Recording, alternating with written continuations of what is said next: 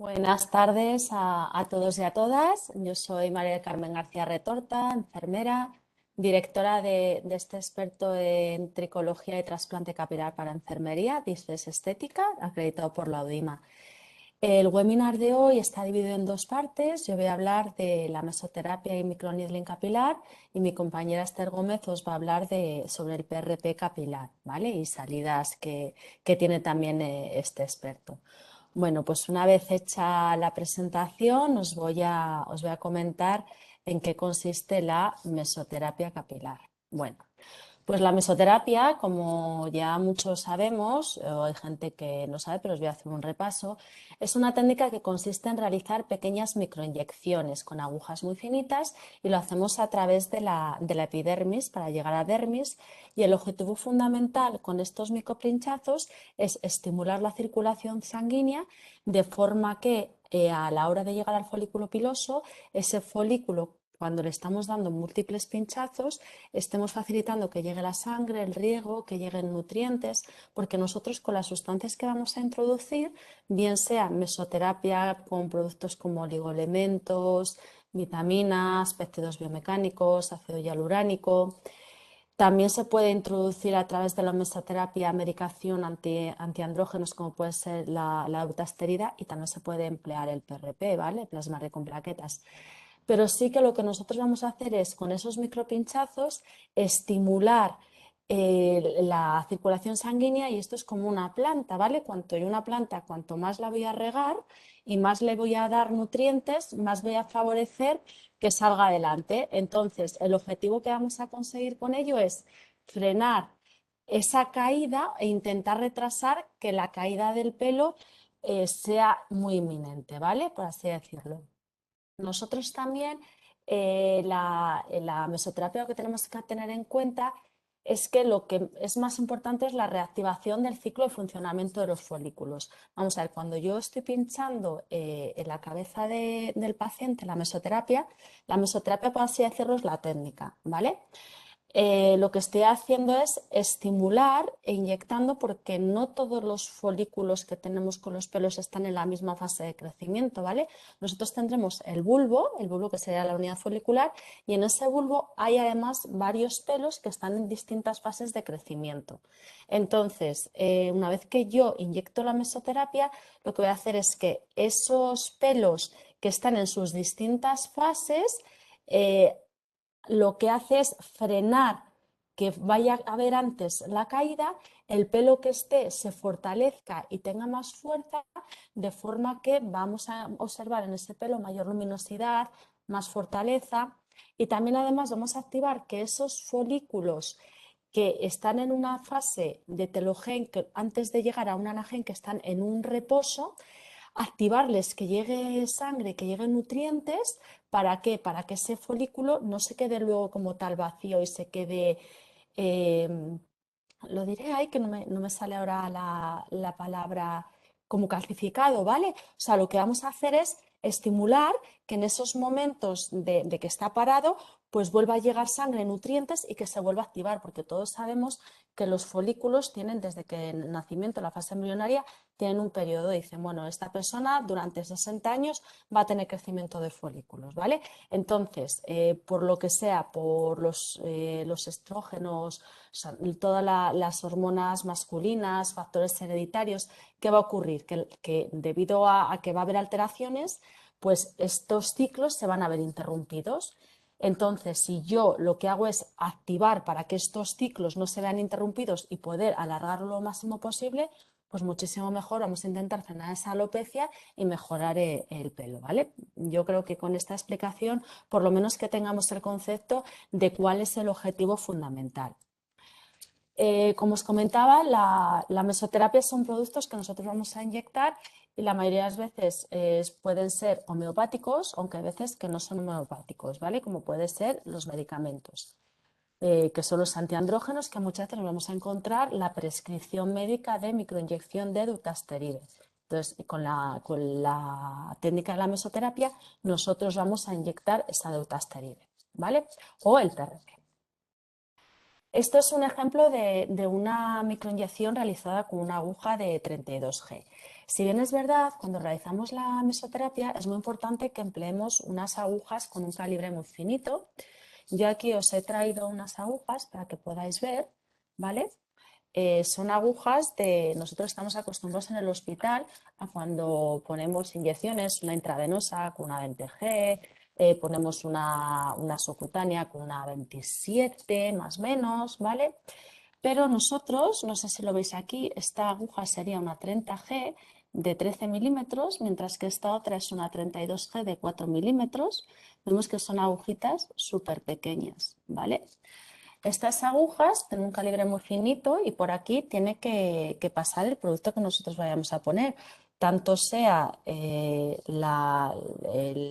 los productos que utilizamos para mesoterapia, como son las vitaminas, ginkgo biloba, ácido hialuránico, biotina, bioelementos, este de oligoelementos, etcétera, como si ponemos una medicación como es la dutasterida o ponemos un PRP. ¿Qué ocurre?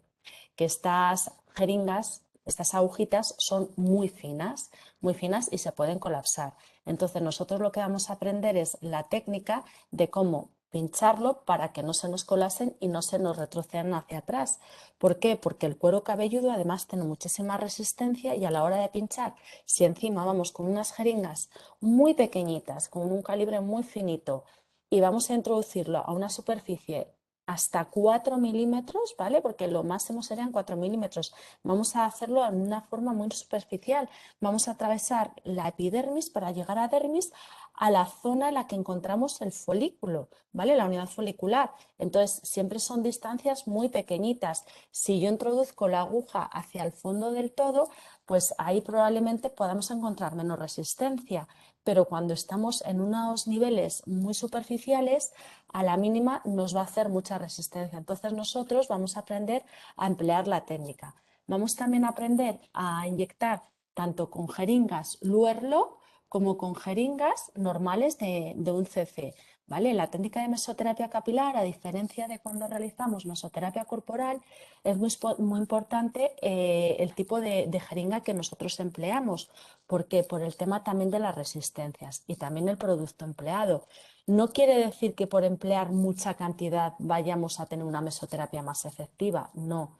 ¿Por qué? Porque necesitamos pequeñitas cantidades, el equivalente a 0,01 cc, que nosotros, de hecho, cuando vemos las jeringas de estas de un mililitro, que son las que habitualmente empleamos con la insulina, es el equivalente a una unidad de insulina, cuando muchas veces nos pautan una unidad de atrapiz, tres unidades de atrapiz es lo normal que ponemos, ¿vale? Y decimos 3 unidades es mínimo. Bueno, pues aquí nosotros en la técnica de mesoterapia, en cada pinchazo que vamos a inyectar el equivalente a una unidad, ¿vale? Ya vemos que son cantidades muy pequeñitas, ¿vale? Entonces, lo importante es aprender la técnica, ¿para qué? Para poder estimular. También vamos a aprender cómo realizar bien la técnica. ¿Por qué? Porque esto no consiste en yo pincho y ya está. Tenemos que tener en cuenta también cuál es la dirección del folículo, del pelo. Porque si yo voy según la dirección del pelo, evidentemente voy a inyectar y voy a depositar al lado del folículo, de ese bulbito, para que realmente le llegue todos los nutrientes, la medicación, factor de crecimiento, todo lo que necesita. Pero sin embargo, si yo pincho en una dirección que no es la apropiada, pincho como yo quiera, como me viene bien o como me apetezca, ¿qué puedo hacer? Pues esto es como un pincho moruno. Voy a atravesar con mi aguja ese bulbo con esos pelitos y ¿qué va a ocurrir? Voy a dañar ese folículo, ¿vale?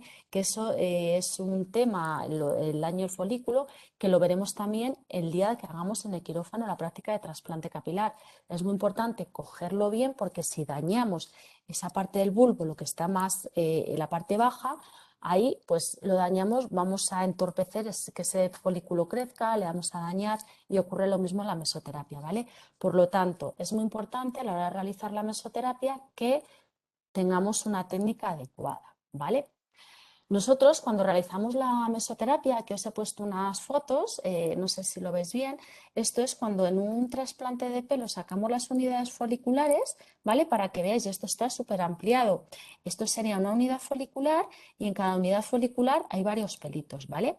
Pues entonces, cada pelito vemos que tienen distintas alturas porque cada pelito está en un momento distinto de crecimiento dentro de esos pelos. Ya no me refiero a todo el cuerpo del folículo, ¿vale? Sino que dentro de ese pelo tenemos unos momentos de crecimiento.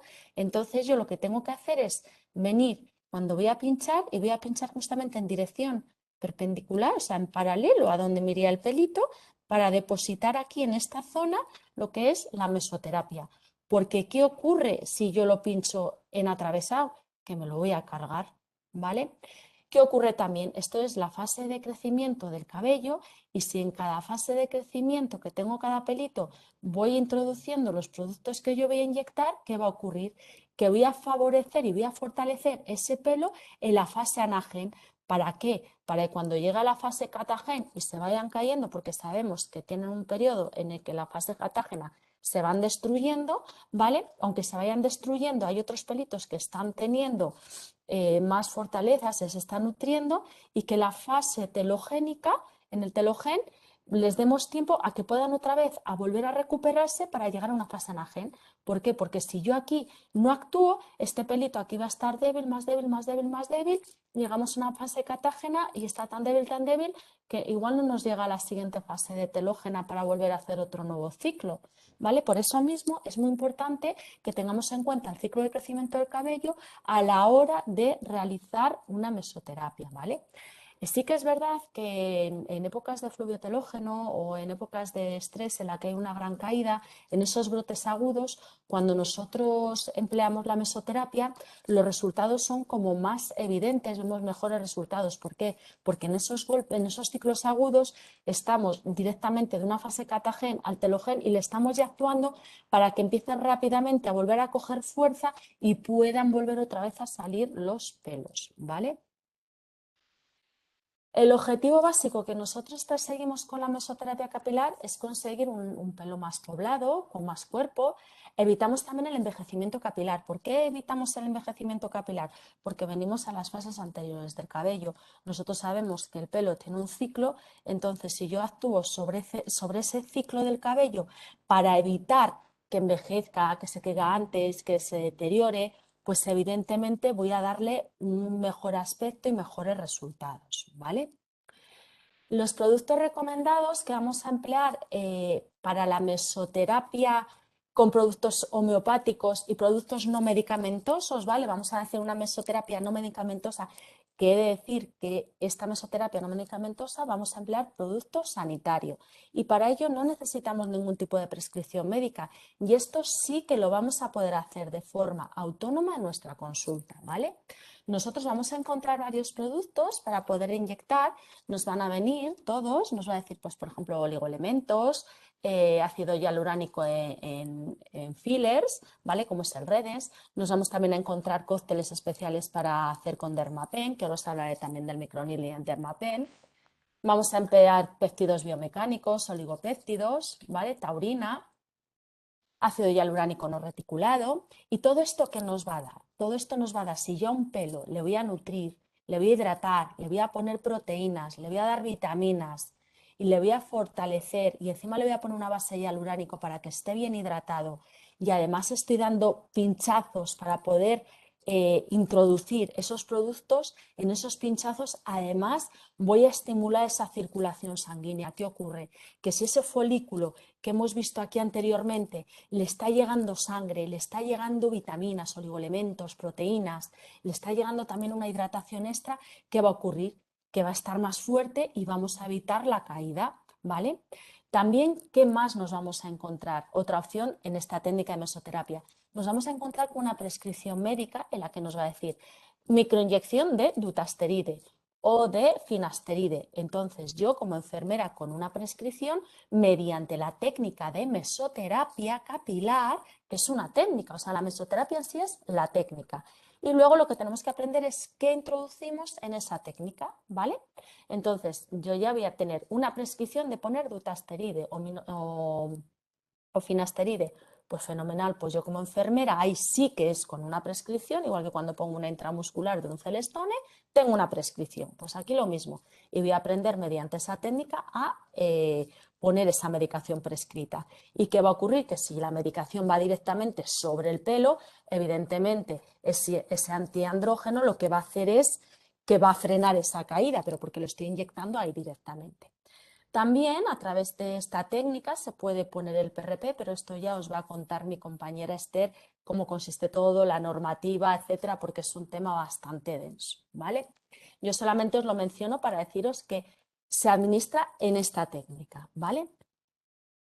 Lo que sí que os comentaba era, pues, os lo vuelvo a repetir, el tema de las agujas y las jeringas, ¿vale? Utilizamos unas agujas súper pequeñitas que son 30 y 32G, ¿vale?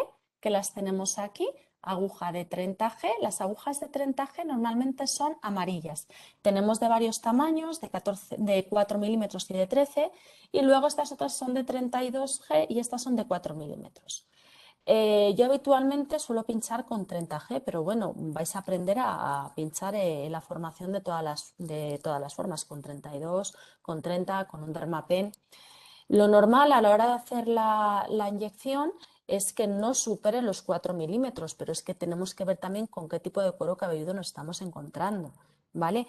Y que también tenemos que saber que antes de pinchar tenemos que hacer una buena valoración del cabello, que esto lo vais a ver también con mi compañera Esther, que os va a hablar cómo valorar y evaluar ese cabello. Es muy importante, yo no puedo llegar y decir, bueno, viene una persona con una dermatitis seborreica y en pleno brote y le voy a pinchar la mesoterapia. Pues vamos a ver, o igual me estoy encontrando un pelo que digo, aquí realmente qué hay, qué tenemos. Bueno, pues vamos primero a aprender a valorar qué tipo de pelo nos encontramos, ¿vale? También en personas que no toleran los pinchazos, lo que sí que vamos a emplear es la técnica del microneedling o Dermapen. Para ello sí que vamos a emplear también cócteles que vienen preparados para inyectar mediante el Dermapen, ¿vale? Luego os voy a explicar bien cómo funciona. También podemos ponerle la dutasteride, el finasteride también se puede poner con un Dermapen y el PRP también se puede poner con un Dermapen, ¿vale? Esto es otra técnica de mesoterapia. La mesoterapia puede ser inyectada, ¿vale? Para eso utilizamos las jeringas de 1 mililitro y las agujas de 30G, 31, 32G, o también podemos hacer la mesoterapia a través de un Dermapen, que es menos invasiva.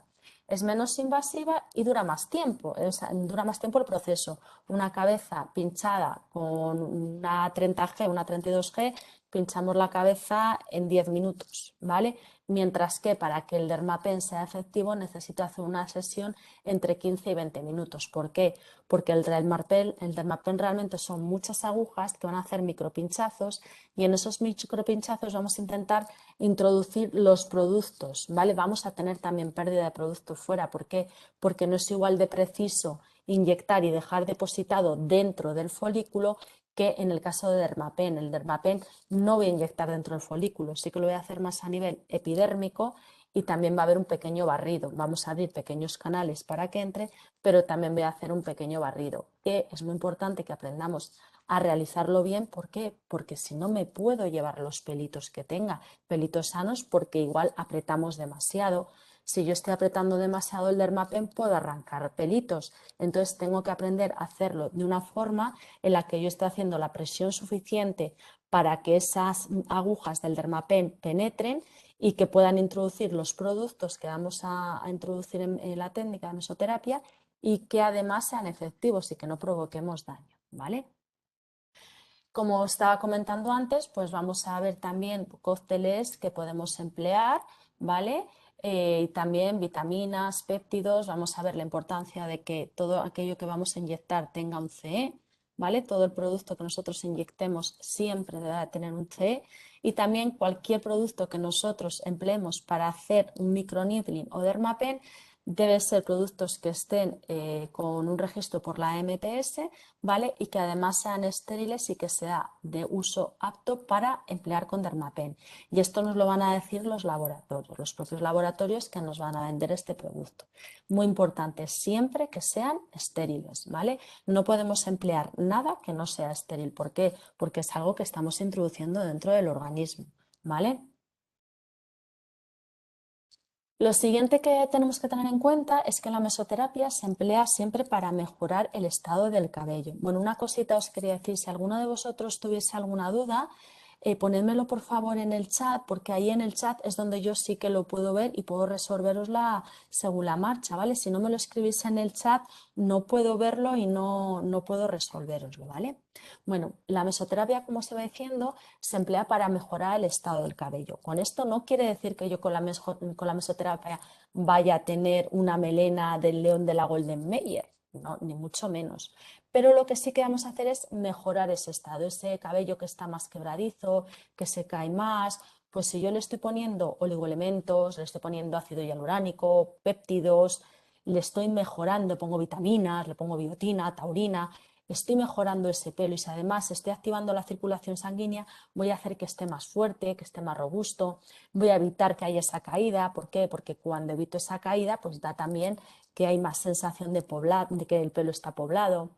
Además, también voy a tratar esos problemas que pueda haber por déficit, me puedo encontrar un pelo que le falta, pues su cutícula está muy caída, que está muy dañado, la sensación de pelo lacio. Bueno, pues con la hidratación que nos va a dar el ácido hialuránico, las vitaminas, evidentemente el aspecto del pelo va a parecer mucho más brillante, un pelo más sano, ¿vale? Va a tener muchísima más fuerza.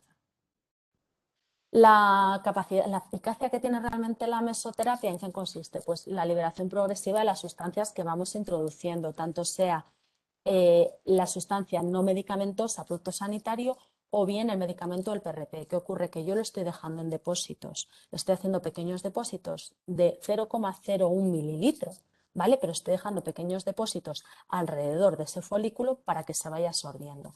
Esto es como el ejemplo de la planta. Si yo tengo una planta, que sería el folículo, ¿vale? Imaginaros un bulbo de una patata que le salen varias flores y tiene varias ramas.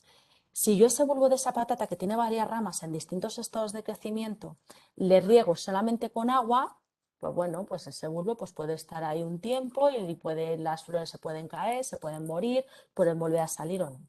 Pero si ese bulbo de la patata que yo tengo, que tiene muchas flores, además le pongo esas bolitas que venden en las floristerías que tienen extra de agua para poner en las plantas que además mantienen más la humedad. Y si esa planta del bulbo además le pongo vitaminas, le echo fertilizante, le pongo abono, ¿qué va a ocurrir? Que esas flores siempre van a salir con otro color, más vivas, que va a tener varias ramas y aunque una rama se caiga, rápidamente va a volver a crecer otra. Entonces, nosotros, ese mismo ejemplo es el que va a ocurrir en nuestro pelo cuando empleamos técnicas de mesoterapia, que vamos a favorecer que no haya tanta pérdida y que si hay esa pérdida que sea más progresiva y que lo que haya esté más fuerte, más saludable, tenga mejor aspecto, ¿vale? Y es muy importante también aprender la técnica, porque no es decir yo cojo una aguja, pincho y ya está. No, ¿por qué? Porque muchas veces una mala técnica de realización de mesoterapia lo que nos puede llevar es hacer un daño. Y ese daño puede ser que bien nos carguemos el folículo, que bien nos llevemos por delante esos pelos que hay, ¿vale? O sea, tenemos que tener en cuenta todo esto. Entonces es muy importante que a la hora de hacer una mesoterapia, aparte de aprender los productos que debemos emplear, aprendamos también a realizar una buena técnica.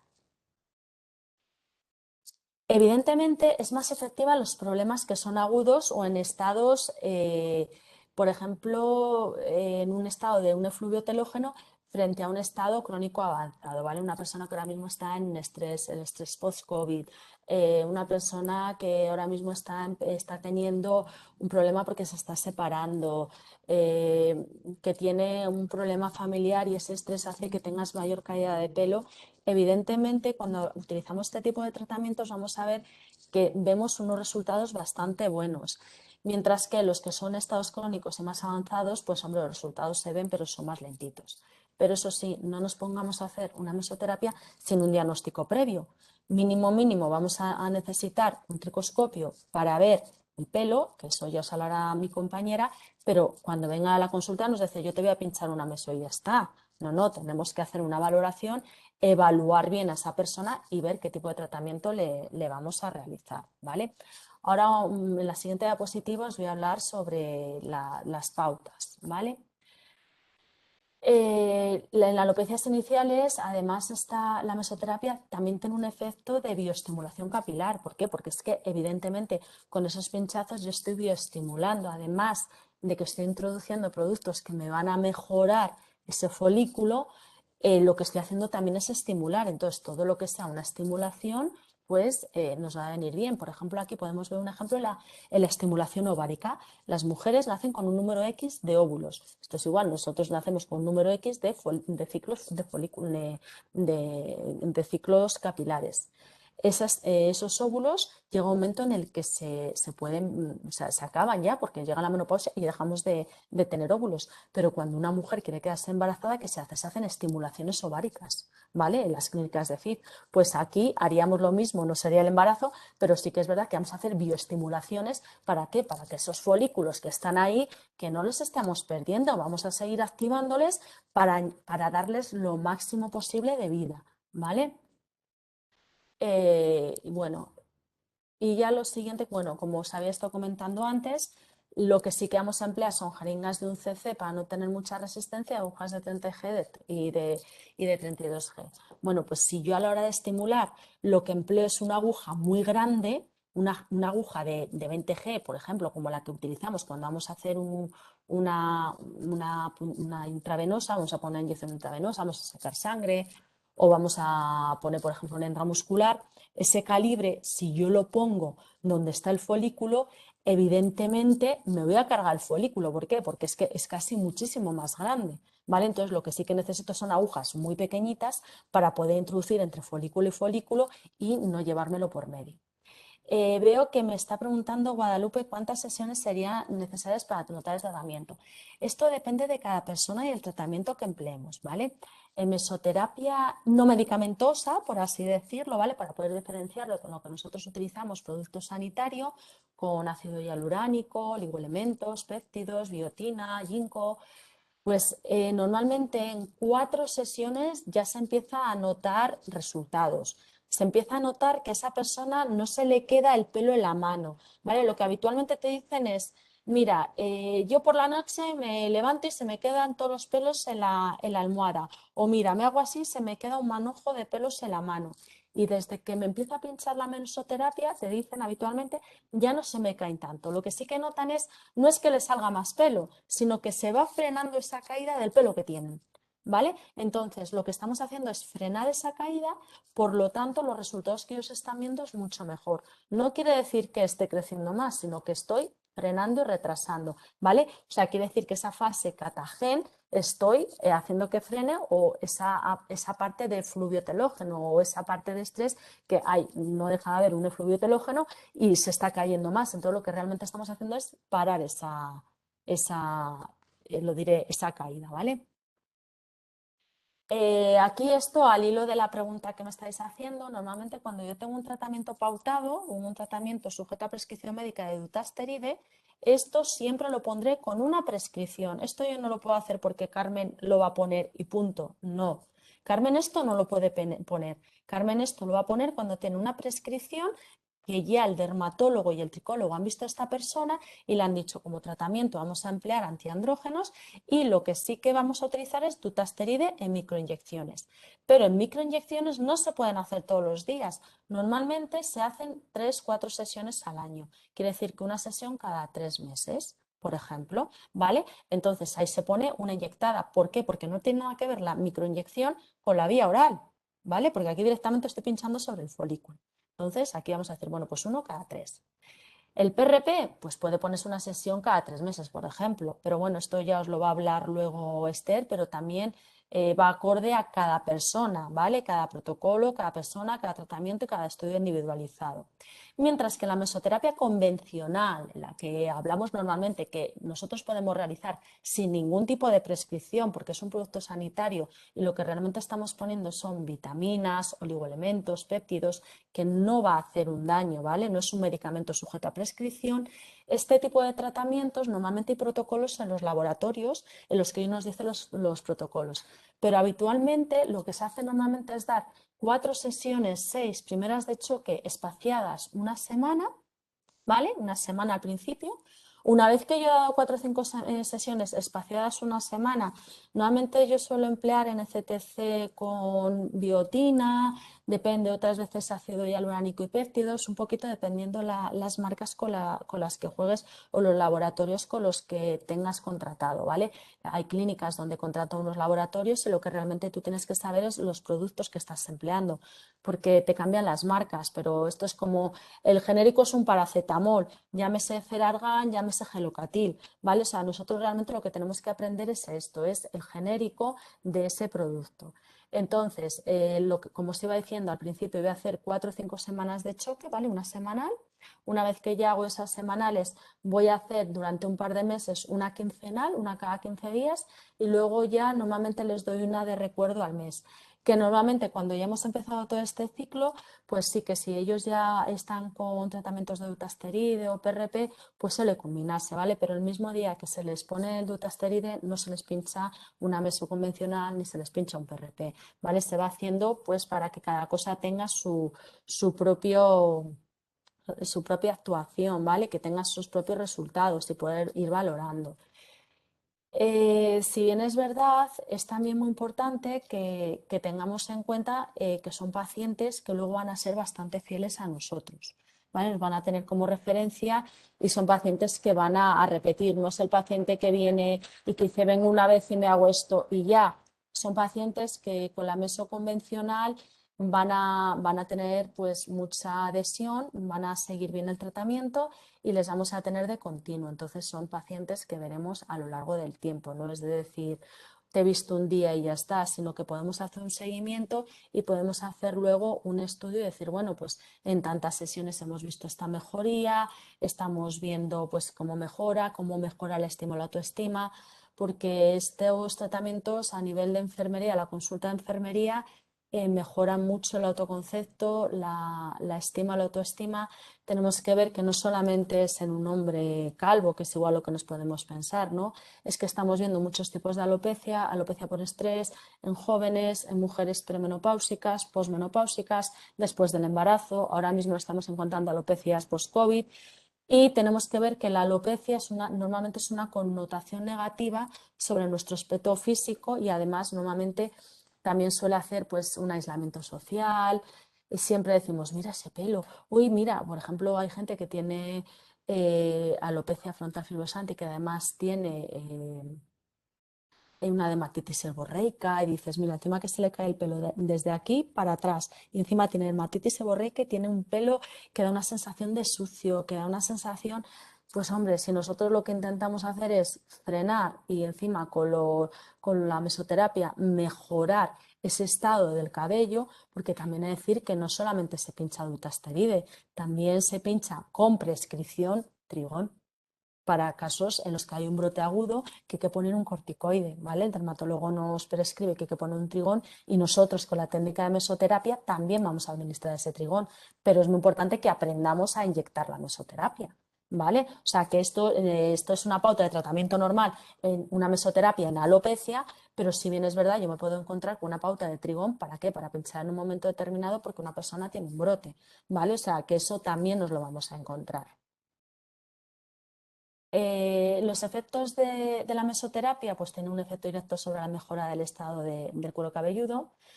A largo plazo, pues los resultados también están condicionados por la patología de base con la que se esté tratando, ¿vale? Porque no es lo mismo un estrés ahora mismo y que sea por estrés y ya está, y lo hemos mejorado, que realmente la patología que estemos tratando es una alopecia androgenética, que yo realmente lo que estoy haciendo es frenar o retrasar esa alopecia lo máximo posible, ¿vale? También nos podemos encontrar, pues, dermatitis, nos podemos encontrar problemas de caspa, nos podemos encontrar otros tratamientos, también una psoriasis, nos podemos encontrar líquen, nos podemos encontrar muchas patologías en las que igual sí es necesario tener que inyectar otro tipo de medicación, ¿vale? Que es en un momento agudo, como ya os comentaba, un corticoide. Y ahí lo que vamos a ver ya no es cómo va a ser la mesoterapia acorde a la alopecia, sino cómo ha sido efectiva la mesoterapia acorde a este tratamiento que ha habido que poner esta persona en este momento dado. ¿Vale? O sea, que es que no es solamente pongo una meso para no caer el pelo para tener más brillo, sino que se pincha para más tratamientos, ¿vale? Pero eso sí, siempre con la prescripción médica. Todo lo que sea tratamiento médico, nosotros vamos a realizar la técnica de mesoterapia bajo prescripción, ¿vale? Eso tenemos que tenerlo muy claro. Mientras que la mesoterapia convencional con vitaminas, oligoelementos, etcétera, lo podremos realizar desde nuestra propia consulta, ahí sin prescripción, ¿vale? Sí que es que en patologías crónicas pues hemos tenido buenos resultados y normalmente pues se suelen plantear tratamientos semestrales por llevar un control de esas personas. Y también es muy eficaz la mesoterapia después del microinjerto capilar. Si bien es verdad, antes de realizar el microinjerto es bueno realizar mesoterapia capilar para fortalecer ese pelo que está en la zona donante, fortalecer esa zona receptora también, ¿vale? Pero sobre todo pues para que luego a la hora del trasplante, el injerto, ese pelo tenga más fuerza. Y si tras el injerto luego se realiza mesoterapia tanto con PRP como con oligoelementos, vitaminas, hialuránico, péptido, lo que vamos a hacer es enriquecer ese folículo que agarre más fuerte y que en el caso de que haya un efluvio telógeno, que evidentemente va a haber, pues podamos mejorar todo ese aspecto y frenar al máximo la caída, ¿vale? Hay varias técnicas de mesoterapia. Igual pensamos en la mesoterapia y pensamos siempre pues, en esa mesoterapia corporal, en esa mesoterapia facial. Yo os he puesto que hay muchos tipos de mesoterapia, porque no podemos dudar que hay una pase intradérmico, punto a punto, que se puede hacer la pálpula. Pero en el caso de mesoterapia capilar, lo que sí que vamos a hacer es que pincharemos perpendicular al folículo. ¿Vale? Vamos a pinchar y vamos a hacer un pequeño depósito. Es un tipo de mesoterapia de punto a punto. ¿Vale? O sea, es muy importante sobre todo la técnica. Aquí no me sirve la técnica de pinchar que yo puedo pinchar en una mesocorporal, dejando esos depósitos de pápula, sino que aquí yo lo que tengo que hacer es buscando también la dirección del cabello. ¿Por qué? Porque la cabeza no es recta, no es plana, como yo me puedo encontrar igual una pierna, una superficie plana. La cabeza tiene una superficie esférica. Entonces tengo que seguir esa superficie esférica, las direcciones del folículo según va implantado dentro de la superficie esférica. Entonces voy buscando las direcciones para poder pinchar, ¿vale? ¿Es menos efectivo los tratamientos realizados con Dermapen que pinchados? Vamos a ver, no es que sean ni más ni menos efectivos. Cuando yo pincho, directamente lo estoy depositando, mientras que en el Dermapen voy a gastar más producto y sí que es verdad que la efectividad no es la misma. ¿Por qué? Porque se pierde. Es verdad que frente a no hacer nada es muchísimo mejor hacer el Dermapen. Yo las combino normalmente y en gente que tiene fobia a los pinchazos directamente les hago el Dermapen. El Dermapen lo bueno que tiene, y lo voy a hablar ahora en la siguiente diapositiva, es que al hacer micropinchazos estamos estimulando la circulación sanguínea. Y si además estoy estimulando esa circulación sanguínea, estoy haciendo pequeños agujeritos, va a introducirse por ahí el producto que yo estoy inyectando, bien sea producto no farmacológico, como el producto farmacológico sujeto a prescripción, como un PRP, ¿vale? Entonces, sí que es verdad que es efectivo, pero los pinchazos frente al Dermapen podemos ver los resultados antes, ¿vale? Igual los resultados se ven más visibles antes que con un Dermapen. Ocurre lo mismo en una mesoterapia corporal. Cuando yo hago algo inyectado, evidentemente los resultados van a ser mucho más efectivos que cuando lo hago con Dermapen. Esto es igual que un champú. Si tú te echas el champú con el serum en la cabeza, con un serum que tenga minoxidil, por ejemplo, para la caída del pelo, bueno, pues muy bien, pero no tiene nada que ver un serum a cuando yo empleo un Dermapen. Lo estoy introduciendo más a cuando yo empleo la aguja. Evidentemente lo voy a pinchar y lo voy a introducir más. Bueno, esto es un ejemplo de mesoterapia inyectada. ¿Veis cómo dependiendo la zona, no sé si lo veis por aquí, según yo voy a pinchar, esto está más recto, voy más en perpendicular, mientras que aquí hay una caída de pelo, voy en dirección de ese folículo, hacia dónde va el folículo, ¿vale? Sobre todo es eso, ¿por qué? Porque la cabeza no es recta, tiene su curva, ¿vale? Entonces los folículos van implantados de forma a la curvatura. La mesoterapia con Dermapen, bueno, pues como os comentaba, este es un Dermapen, ¿vale? Este es un Dermapen, lo veis ahí todos, ¿vale? Que lo vamos a encender y tiene varias velocidades, ¿vale? Es un motorcillo que va eléctrico, se puede cargar con la batería. Y estas son las agujas que empleamos para el Dermapen. A ver si se ve por aquí la cámara, no sé si lo veis, ¿vale? Estas son unas agujas que se meten dentro del Dermapen, son microagujas que nosotros al ponerlo en el Dermapen las vamos a regular y lo que va a hacer es que van a entrar y salir, ¿veis? No sé si lo podéis ver. Y entonces con esto lo que hacemos son micropinchazos, vamos a introducir justamente a la hora de hacerlo aquí con la jeringa, a ver que se nos vea, con la jeringa yo voy a poner la aguja en el Dermapen, ¿vale? Yo pongo la aguja en el Dermapen sobre el cuero cabelludo, ¿vale? Voy a introducir aquí las sustancias con una jeringa y con pequeños circulitos voy a favorecer la penetración de estas sustancias con estas microagujas dentro del cuero cabelludo, ¿vale? Que lo voy a poner aquí para que lo veáis, a ver dónde se puede ver, pero yo lo voy a regular, voy a poner. Bueno, no sé si lo podéis ver ahí bien, que se vea. A ver, no sé si veis bien la salida. Y aquí estaría regulando la salida y entrada de agujas. No sé si lo veis. Voy a poner algo blanco para que veáis la entrada y salida. No sé si lo podré. Ahí estarían dentro y aquí estarían fuera. Hasta esta profundidad. Lo que pasa es que yo a esta profundidad realmente lo que voy a hacer, como voy con círculos, me voy a llevar el pelo. Entonces tendré que buscar una profundidad que además al paciente no le duela. ¿Por qué? Porque no olvidemos que aquí tenemos el hueso y el hueso tenemos la conducción ósea. Y mucha gente el ruido este más las agujas les va a doler. Hay que ver la sensibilidad que tengan, ¿vale? Y lo que os comentaba, es sobre todo muy indicado en personas que tienen fobia a las agujas. O sea, yo persona que me dice, una aguja, no puedo verla, me desmayo, no pasa nada, lo hacemos con el Dermapen. Que en vez de 4 sesiones necesitas 6, lo hacemos en 6. O sea, no hay ningún problema. El tema es que nosotros sepamos manejar ambas técnicas, que sepamos que los resultados evidentemente van a ser más rápidos pinchados, ¿vale? Cuando yo pincho con esto, el resultado va a ser mucho más efectivo que cuando lo voy a hacer con esto.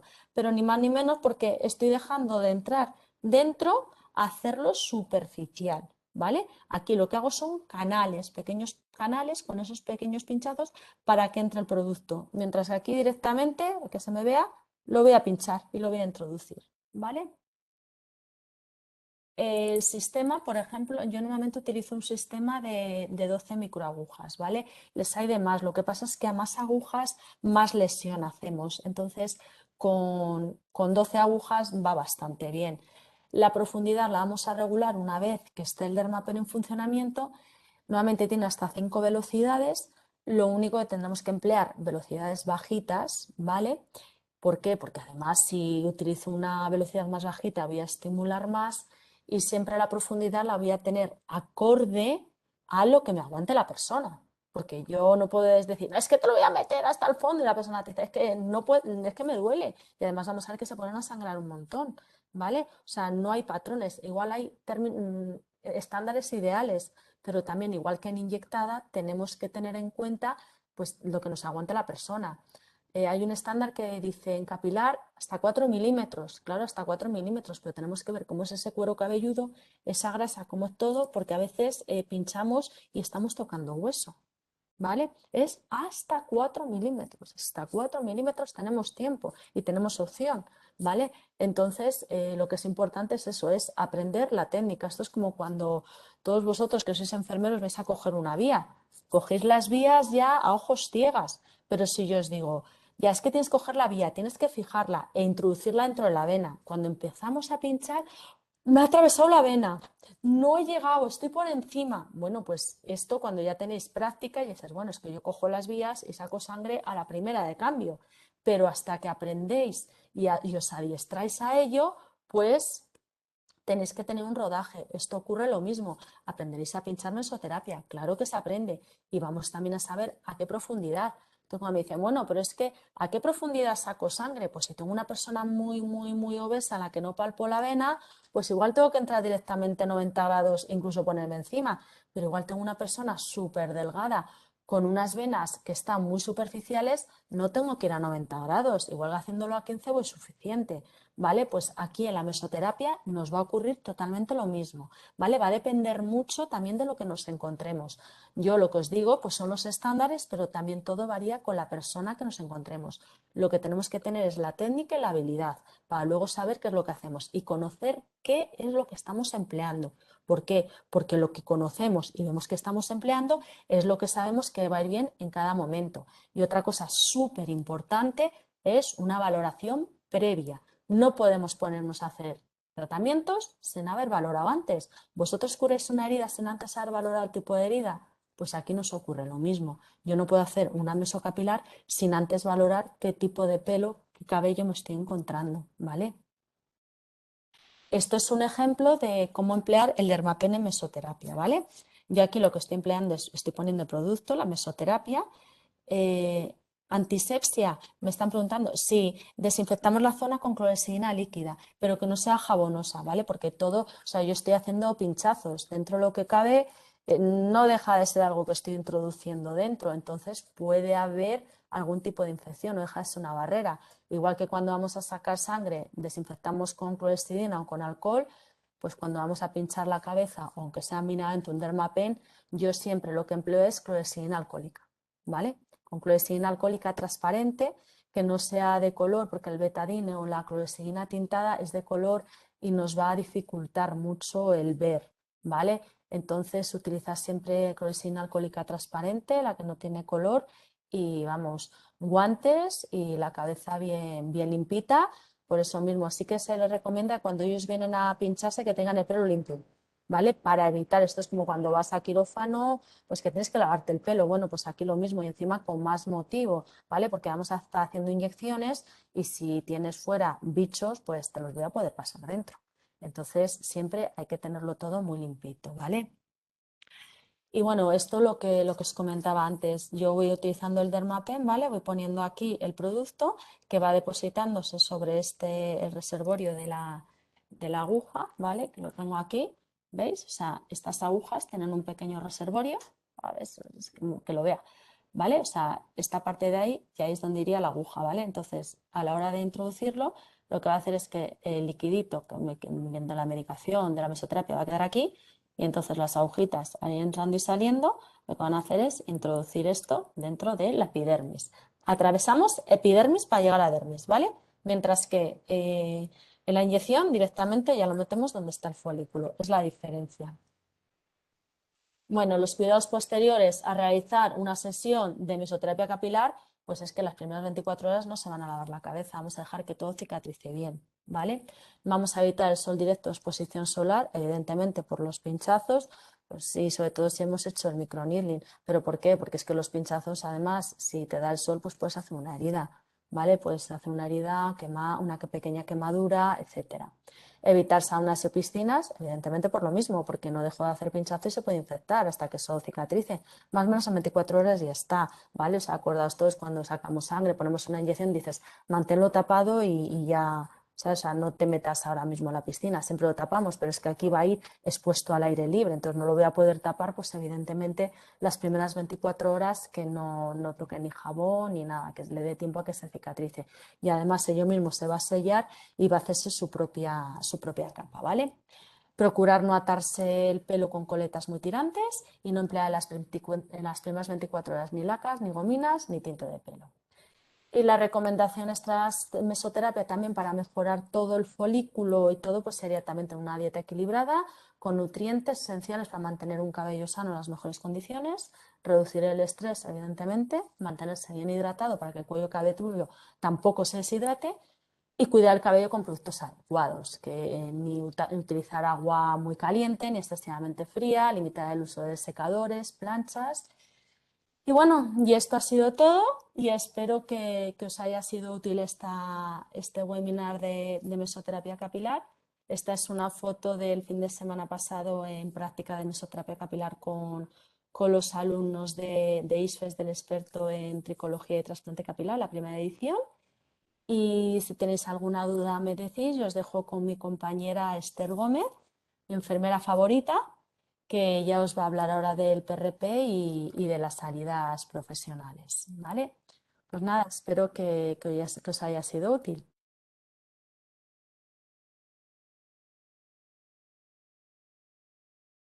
Hola Esther, Hola Carmen, ¿qué ¿qué tal? tal? Te dejo ahí ya con el PRP y con las salidas laborales, ¿vale? Fenomenal. Voy Bien, compartiendo ya la pantalla. perfecto. Vale. Pantalla completa. Vale, fenomenal. Pues yo creo que se ve bien. ¿Me lo confirmáis?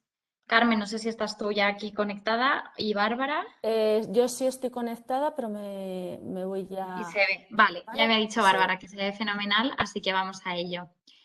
Muy bien, pues bueno, yo soy Esther Gómez, soy enfermera, soy docente junto a Carmen en los cursos que tenemos en IPSES Estética, en el de micropigmentación y en el de capilar, que llevamos ya la primera edición. Y bueno, hoy vamos a ver, gracias Pedro, que dice que se ve bien. Hoy vamos a ver la parte de PRP. Esta es una de las clases que yo imparto dentro de tanto el máster como el experto universitario de capilar.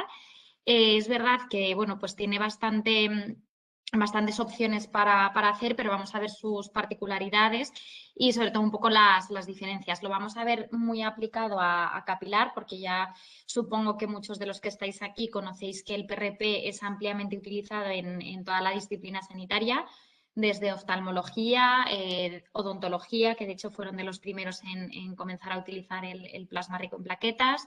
Se utiliza a día de hoy incluso en centros de salud en la úlcera, o sea, en el cuidado de las úlceras y de heridas crónicas. Y bueno, tiene ya desde hace bastantes años una aplicación bastante extensa en el mundo de la estética. Tenemos varias opciones, ya os digo, desde capilar hasta mesoterapias corporales, faciales, para cicatrices, hay muchas aplicaciones y vamos a ir viéndolo. Yo creo que esto es lo típico, pero yo cuando doy la clase prácticamente nadie sabe definirme qué es el plasma. Todos sabemos qué contiene, pero no sabemos qué es el plasma como tal. El plasma es la porción líquida, es el vehículo de la sangre. Es donde flotan esos fluidos, esos componentes celulares y, bueno, pues os pongo esta imagen que veis a la derecha, ahora siguiente diapositiva también vamos a ver otra, porque lo que quiero que os fijéis muchas veces cuando buscamos en Google PRP, plasma rico en plaquetas, lo que encontramos es un tubo perfectamente definido con varias partes. Realmente lo que vamos a ver es esto, ¿vale? Vais a ver una parte, la parte superior sería de la parte amarilla, sería el plasma pobre en plaquetas. A medida que vamos descendiendo en el propio tubo, entraría toda la parte más rica en plaquetas. Incluso abajo, esa parte blanquecina que se puede apreciar es el lecho leucocitario, ¿vale? Son los leucocitos que se quedan allí y en la parte de abajo ya tendríamos el volumen eritrocitario con diferentes componentes de la sangre. ¿Qué es lo que conseguimos nosotros mediante la centrifugación? Que no tiene más misterio que dar vueltas en una máquina con la fuerza centrífuga. Pues conseguir una concentración superior a unas 3-5 veces de estas plaquetas, que ya veremos para qué las vamos a utilizar, superior al nivel basal que habitualmente se encontraría cuando nosotros sacamos una sangre y hacemos la extracción. Esta es otra de las imágenes que os ponía, en la que veis una parte blanquecina, bueno, traslúcida en el centro, que eso no es el PRP, que muchas veces cuando vienen los alumnos dicen, no, es que yo he visto en Google una foto en la que se veía el plasma en la zona media. No es eso, no es el plasma, eso es un gel separador que estoy segura que en un montón de tubos que habéis utilizado en el hospital o en clínicas o en extracciones lo habéis visto. También pongo esta imagen para que veáis el color del tapón. En este caso, el color del tapón nos va a dar igual, ¿vale? Porque vosotros seréis los que compréis el material cuando vayáis a realizar estas técnicas o bien vuestra clínica, y lo que tenéis que tener claro es que lo que nos interesa no es tanto el color, hay que cambiar eso, el chip de malva, hemograma, verde, bioquímica, azul, coagulación. No me interesa tanto eso, sino saber qué anticoagulante lleva dentro. En este caso, vamos a utilizar el citrato sódico al 3,8%, que sí que es cierto que habitualmente en la mayoría de los laboratorios y casas comerciales lo que venden es el tubo con el tapón azul, que equivaldría al de coagulación que tenemos normalmente en el hospital.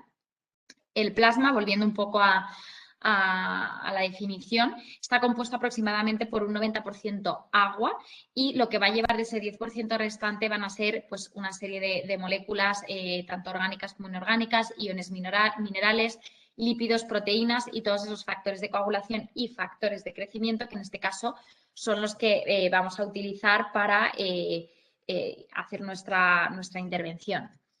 El plasma, el PRP, está considerado una fracción autóloga. ¿Qué quiere decir esto? Que tanto el donante como el receptor, en este caso estamos hablando de una concentración de plaquetas por encima de su línea base, son la misma persona. Es decir, tenemos a un paciente, le vamos a realizar una venopunción, vamos a centrifugar la sangre, vamos a hacer mediante micropipeteado la extracción de ese plasma y lo vamos a aplicar. Es muy importante que aparentemente, ¿no? Yo cuando cuento esta diapositiva decís, bueno, pues si es mi propia sangre que se saca y me la vuelven a poner, no debería haber, por un lado, ninguna contraindicación y segundo, no necesitaría prescripción médica. Pues sí, sí que la necesita. El plasma, aunque sea aparentemente un componente biológico, es decir, que no lo tenemos asociado como un fármaco, realmente sí que está considerado por la FDA en España como un fármaco. ¿Qué quiere decir con esto? Que como os estaba comentando Carmen, en este caso sí que necesita prescripción médica. ¿Puedo realizar esta técnica? Sí, yo la puedo realizar, pero necesito prescripción médica porque está legislado y entendido como un fármaco, ¿vale? Entonces, esto sí que es muy importante porque, bueno, en este caso no tenemos autonomía como enfermería para realizarlo sin prescripción. Importante que sepáis que la mesoterapia como tal es la técnica, ¿vale?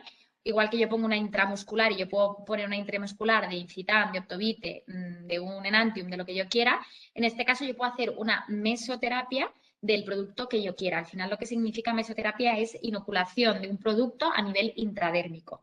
Ya veremos exactamente a qué profundidades vamos a llegar, porque evidentemente pues si queremos conseguir un objetivo a nivel de cicatriz o a nivel corporal, cuando vayamos a hacer una mesoterapia con vitaminas, no vamos a ir a la misma profundidad que a nivel capilar, que estaríamos hablando de unos 4 milímetros de profundidad. Las plaquetas, ¿qué son las plaquetas y por qué queremos estas plaquetas? ¿No?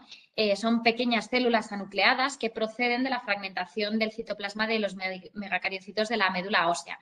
Se forman aproximadamente al día 40.000 en el cuerpo, pero a su vez tienen una vida media de 7 a 10 días. O sea que sí vamos produciendo esas 40.000, pero a su vez van muriendo a un tiempo bastante temprano. Dos cosas importantes. Uno, la temperatura debe conservarse a 22 grados. Además, estoy segura que la mayoría de los que estáis aquí tenéis la imagen de haberlo visto alguna vez en banco de sangre o en algún momento en el hospital, que normalmente el pool de plaquetas se suele conservar en movimiento, están en esas plaquetas que se están moviendo, y además lo ideal sería conservarlo a 22 grados. ¿Por qué os digo esto? Porque vais a encontraros la opción en algunos momentos de pacientes, ¿no? Que os digan, oye, ¿me guardas eso que te ha sobrado y me lo pones para otro día? O incluso pacientes que piden que lo pongas en la crema, te traen su bote de crema y te dicen, oye, ¿me administrarías aquí el plasma para que yo me lo vaya echando posteriormente? Bueno, aquí hay diferentes estudios, hay poquitos realmente que avalen que tiene algún beneficio utilizar ese plasma fuera de este margen y además pues mezclado con una crema, que además probablemente pues el paciente no lo va a conservar a lo mejor en las condiciones idóneas. Es cierto que mal pues probablemente tampoco le haga, pero bueno, yo personalmente es una cosa que no recomiendo, ¿vale? Porque al final es plasma, es un componente biológico y bueno, pues cuanto menos se manipule y más seguridad tengamos sobre él, pues mejor. Sí que es cierto que esto lo mismo a nivel hospitalario, congeladas en buenas condiciones podrían durar hasta 3 años, pero bueno, en el caso de estética no es el caso porque si un paciente viene, pues se lo sacaremos a no ser donación, sino que se va a ser va a servir para sí mismo, pues si viene en 3 años le volvemos a sacar una extracción y no manipulamos ni conservamos el plasma de otros pacientes. Dentro de estas plaquetas lo que vamos a obtener van a ser los factores de crecimiento. ¿Qué conseguimos con estos factores de crecimiento que son al final proteínas? ¿Qué beneficios vamos a tener? Pues en un primer lugar una angiogénesis. Yo siempre pongo el ejemplo y me ha hecho gracia porque escuchando a Carmen ponía también el mismo ejemplo. Yo cuando hablo del pelo hablo como un campo de regadío, ¿no? Y que tengáis al final esa idea de que la cabeza pues lo vamos a pensar como un campo de plantas, ¿no? Entonces, ¿por qué os cuento esto? Pues porque a mejor sistema de regado tengamos, más mangueras haya por esa cabeza, mejor va a ser, por supuesto, el aporte de nutrientes, el aporte de oxígeno y el aporte de otras sustancias que van a beneficiar al pelo. Entonces, si nosotros gracias a este pinchazo, que donde estamos haciendo una lesión controlada, encima estamos metiendo factores de crecimiento, que ya solo por hacer la lesión estamos generando esa regeneración tisular que nosotros buscamos y luego aparte encima estamos poniendo factores de crecimiento, ¿no? Entonces, bueno, pues sería una de las, uno de los beneficios que nosotros buscamos con la aplicación de esta técnica y por otro lado, gracias a estos factores de crecimiento estamos consiguiendo una quimiostasis que como sabéis es la migración de células a lugares donde es necesario que queremos que se produzca esa regeneración. Lo estamos haciendo de una forma externa, pero controlada. Es decir, cuando igual que, no sé si conocéis los láseres de IPL o los láseres de fraccionado, que lo que buscan es eso, ¿no? Rompen, hacen lesiones controladas de determinadas partes de la piel para promover esa regeneración tisular. Os pongo aquí las acciones de las plaquetas, porque obviamente si tenemos un poco en mente todas las funciones donde las plaquetas intervienen, pues por supuesto vamos a saber qué beneficios vamos a obtener gracias a la aplicación de este método. Aquí os pongo una imagen en la que habitualmente vamos a encontrarnos los tubos tras la extracción y la posterior centrifugación. Lo habitual va a ser la primera imagen que veis, ¿no? Normalmente pues es un 45, va a depender también de hombres y mujeres y sobre todo también va a depender del momento dentro de las mujeres del ciclo menstrual o si se encuentran tanto hombres como mujeres en alguna anemia. Pero bueno, más o menos eso, ¿no? Entre un 45 y un 55% vamos a ver el volumen del hematocrito y el resto, ese 45-55, va a ser plasma. Y como veis en el medio, esa capa blanquecina que se ven los tres tubitos sería la capa leucocitaria, que van a incluir ahí los glóbulos blancos y las plaquetas. Cuando se utiliza esta técnica en facial, sobre todo se evita coger esta capa porque, pues como bien sabéis, inflaman un poquito. A nivel capilar es cierto que nos va a dar un poco más igual. Los otros dos siguientes tubos sería un ejemplo de una paciente o un paciente que tenga presente una anemia y en el último caso sería una policitemia, una poliglobulia en la que vamos a ver que es el hematocrito el que está alto. En cualquier caso, se podría utilizar este plasma y se puede usar en el paciente. Sí que es cierto que vamos a ver, pues, por ejemplo, pacientes en los que vayáis a sospechar que puede haber una poliglobulia, pacientes que sabéis que tienen restricción de O2, como puede ser un paciente de POC o un paciente fumador, pues vamos a sacarles un poquito más de tubos porque mejor que nos sobren a tener que volver a hacer otra vez, con lo que va a suponer pérdida de tiempo, pues eso, otra extracción, con otra centrifugación y con otra preparación posterior del material. Aquí os pongo una imagen que yo creo que es bastante visual, donde nos va a explicar dónde tenemos el folículo piloso, ¿no? El folículo piloso se encuentra en la capa de la dermis y una buena noticia para todos nosotros es que está a eso, unos 4 milímetros. Y como veis, las agujas que os ha enseñado Carmen, que ahora les vamos a ver también, miden 4 milímetros. Quiere decir esto que habitualmente, siempre tratando de evitar que vayamos de una forma donde vayamos a lesionar este folículo piloso, pero vamos a ir en perpendicular a unos 90 grados, siempre mirando un poco el ángulo del pelo, pero hay pocas complicaciones que podamos hacer con esta técnica, ¿vale? Es una técnica bastante agradecida donde podéis iniciaros porque ya os digo bueno, pues que posibilidades no es lo mismo que cuando se hace un labio, cuando se hace una rinomodelación en la que sí que ahí tenéis riesgo de hacer una necrosis porque estáis porque estáis cortando el riego por la aplicación de ácido hialurónico en un sitio donde no se debe, ¿no? Es verdad que el plasma, pues vamos a ver que tiene muchos menos riesgos y es más agradecido en cuanto a técnica. Irrigación es importante. Yo cuando doy el curso me da un poco de vergüenza porque normalmente no tenemos, o sea, no tenéis mucha idea y falláis mucho, ¿vale? Es cierto que la cabeza es un poco la gran olvidada porque no estamos habituados a hacer técnicas a nivel hospitalario en facial, a no ser que trabajéis pues, en maxilofacial o en un área de este tipo, pero sí que es importante que lo conozcáis, ¿vale? Que sepáis que la arteria carótida es la arteria que va a irrigar toda la parte superior del cuerpo y sí que tenemos una serie de arterias de las ramificaciones de la carótida, perdón, que tenemos que conocer.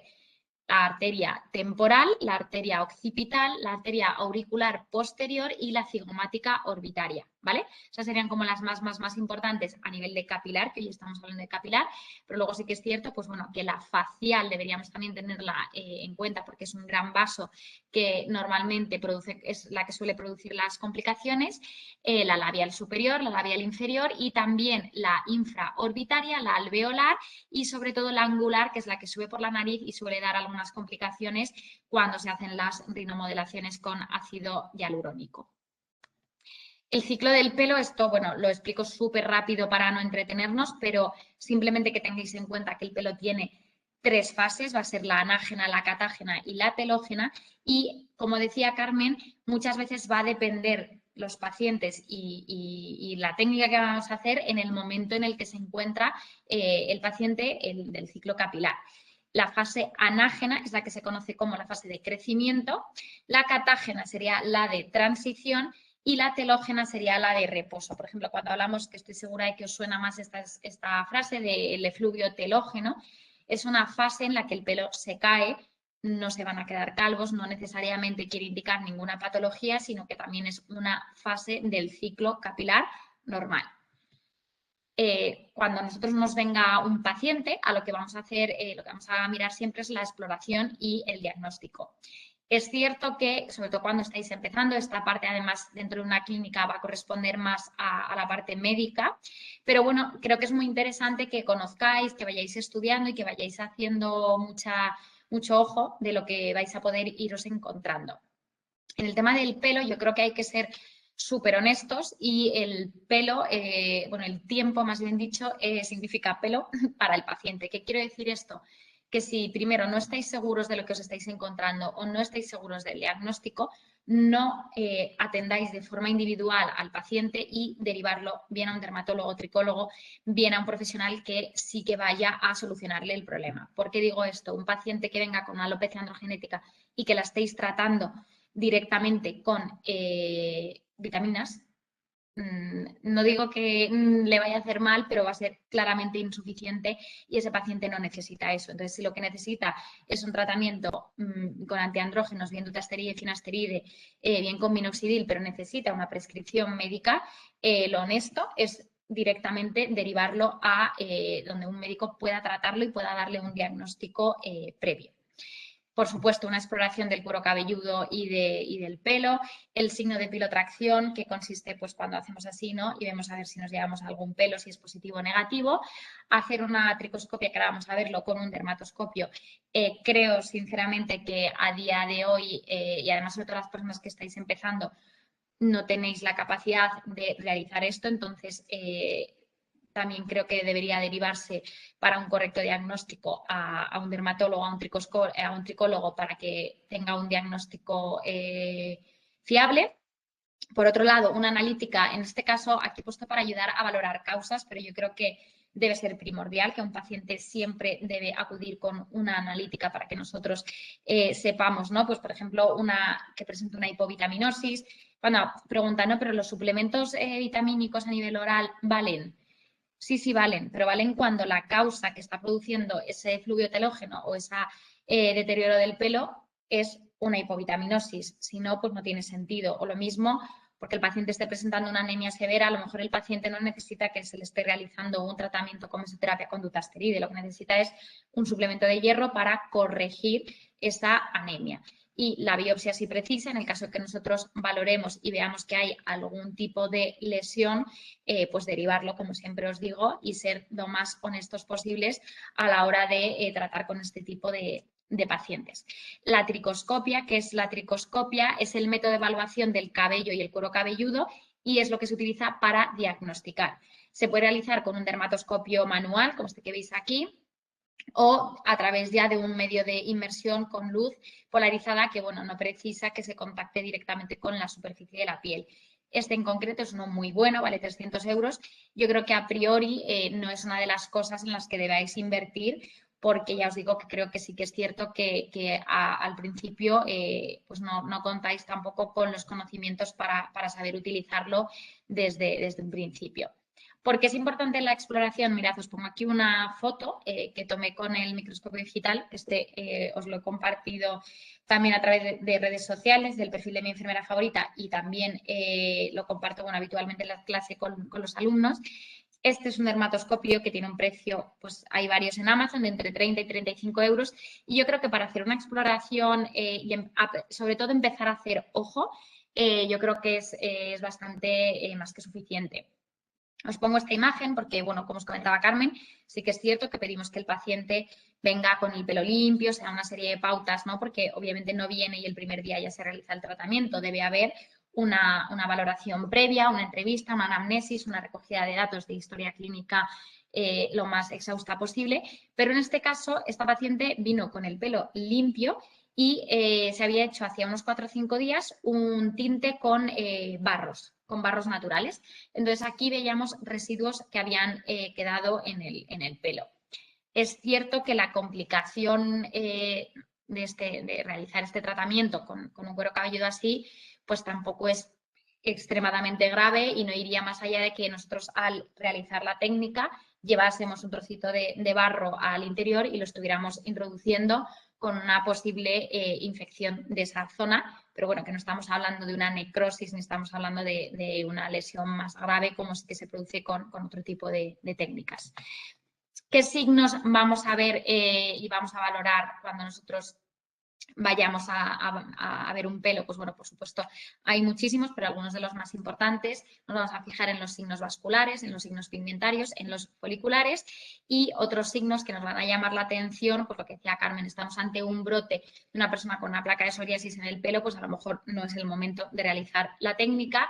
Vamos a ver que podamos objetivar escamas, eritemas perifoliculares o una hiperkeratosis folicular que nos va a dar bastante información, sobre todo pues, cuando vayamos a valorar los orificios foliculares en general en el pelo. A continuación os he puesto 3 de las alopecias más frecuentes, pero por supuesto que hay muchísimas y hay mucha patología dentro del pelo que sería imposible ver hoy. Pero bueno, para que os vayan sonando algunas cosas. En el lado derecho lo que veis es un orificio folicular normal, ¿no? No nos presenta ningún color ni ninguna, no nos da tampoco ninguna información que nos llame la atención. Y en el caso de la izquierda sí que vamos a ver ese orificio folicular amarillo que llama un poquito más la atención y que estamos hablando, pues ahí creo que veis la diferencia de un orificio folicular normal y uno que sí que presenta una hiperkeratosis. De los 3 tipos de alopecias que vamos a ver en primer lugar la alopecia androgenética.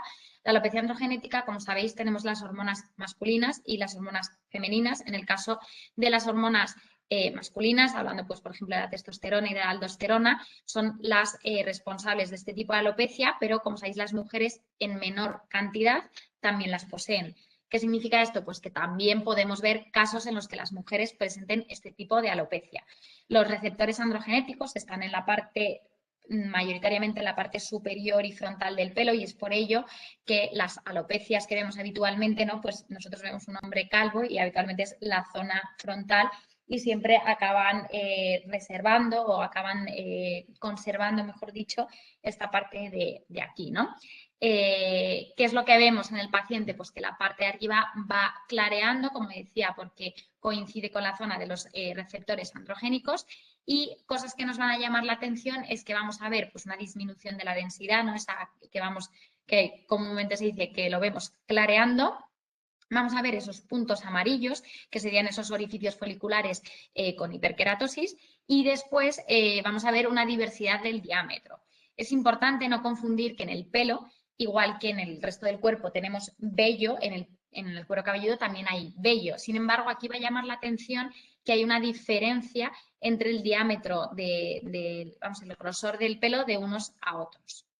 Importante con el tema de los orificios foliculares, que además muchos de vosotros os compráis el microscopio, os ponéis a ver y pensáis, ay Dios mío, voy a tener una alopecia porque veo un orificio folicular amarillo. No, ¿vale?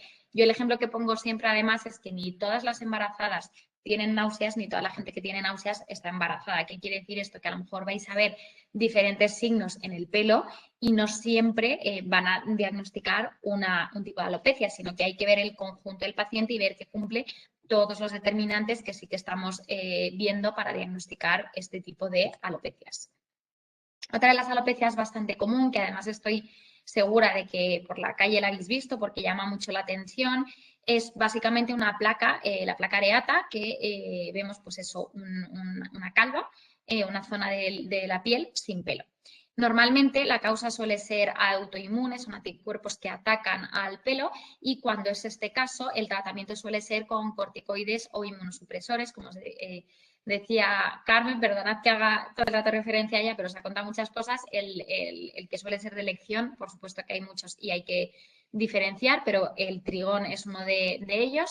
Y también es importante saber que puede ser desencadenada por estrés. ¿Por qué os cuento esto? Porque es importante conocer siempre la causa para hacer un tratamiento correcto. Un paciente que venga que tiene una situación de estrés muy extrema y vosotros a lo mejor le tratéis esa placa trigón, con PRP, pero el paciente, aunque esa placa se le solucione, si no se soluciona la situación de estrés, probablemente le salga otra. ¿Vale? Entonces, a lo mejor hay que saber valorar bien la causa siempre para dar en la diana cuando se haga este tratamiento. En este caso, lo que va a llamar la atención, aparte de la persistencia de esos orificios foliculares amarillos, es que vamos a ver también los puntos negros, no sé si lo veis aquí en la imagen, que también hay algunos puntitos negros, que es porque el pelo también se parte, ¿vale? Entonces nos va a llamar la atención esas cosas. Por otro lado, otra de las más llamativas suele ser la tipo de alopecia fibrosante o cicatricial, en la que la línea de implantación lo que se va viendo es que se va retrasando, ¿no? Es como que se va cayendo hacia atrás. Es importante diagnosticarla a tiempo porque en este caso lo que ocurre es que el folículo se destruye.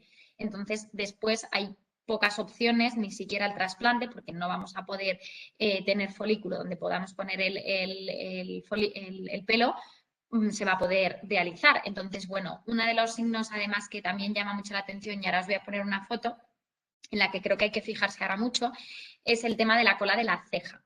Porque, no sé, chicos, si voy muy rápido, decídmelo. La cola de la ceja es uno de los signos en los que primero va llamando la atención porque se va cayendo.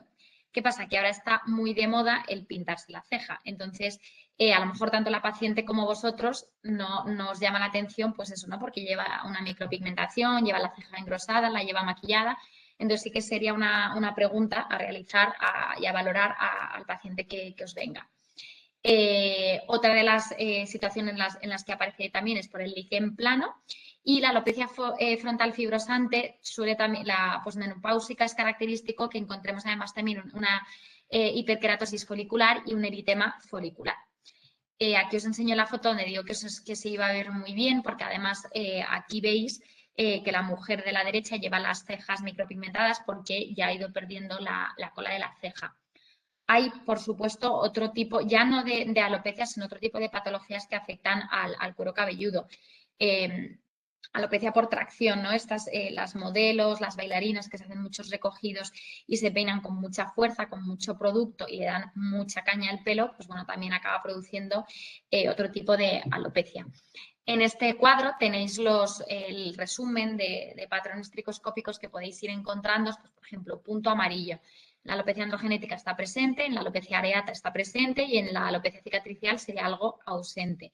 El punto blanco, pues lo mismo, ¿no? Está aquí, tenéis un poco recogido cómo sería esto según el patrón tricoscópico que vayamos a valorar.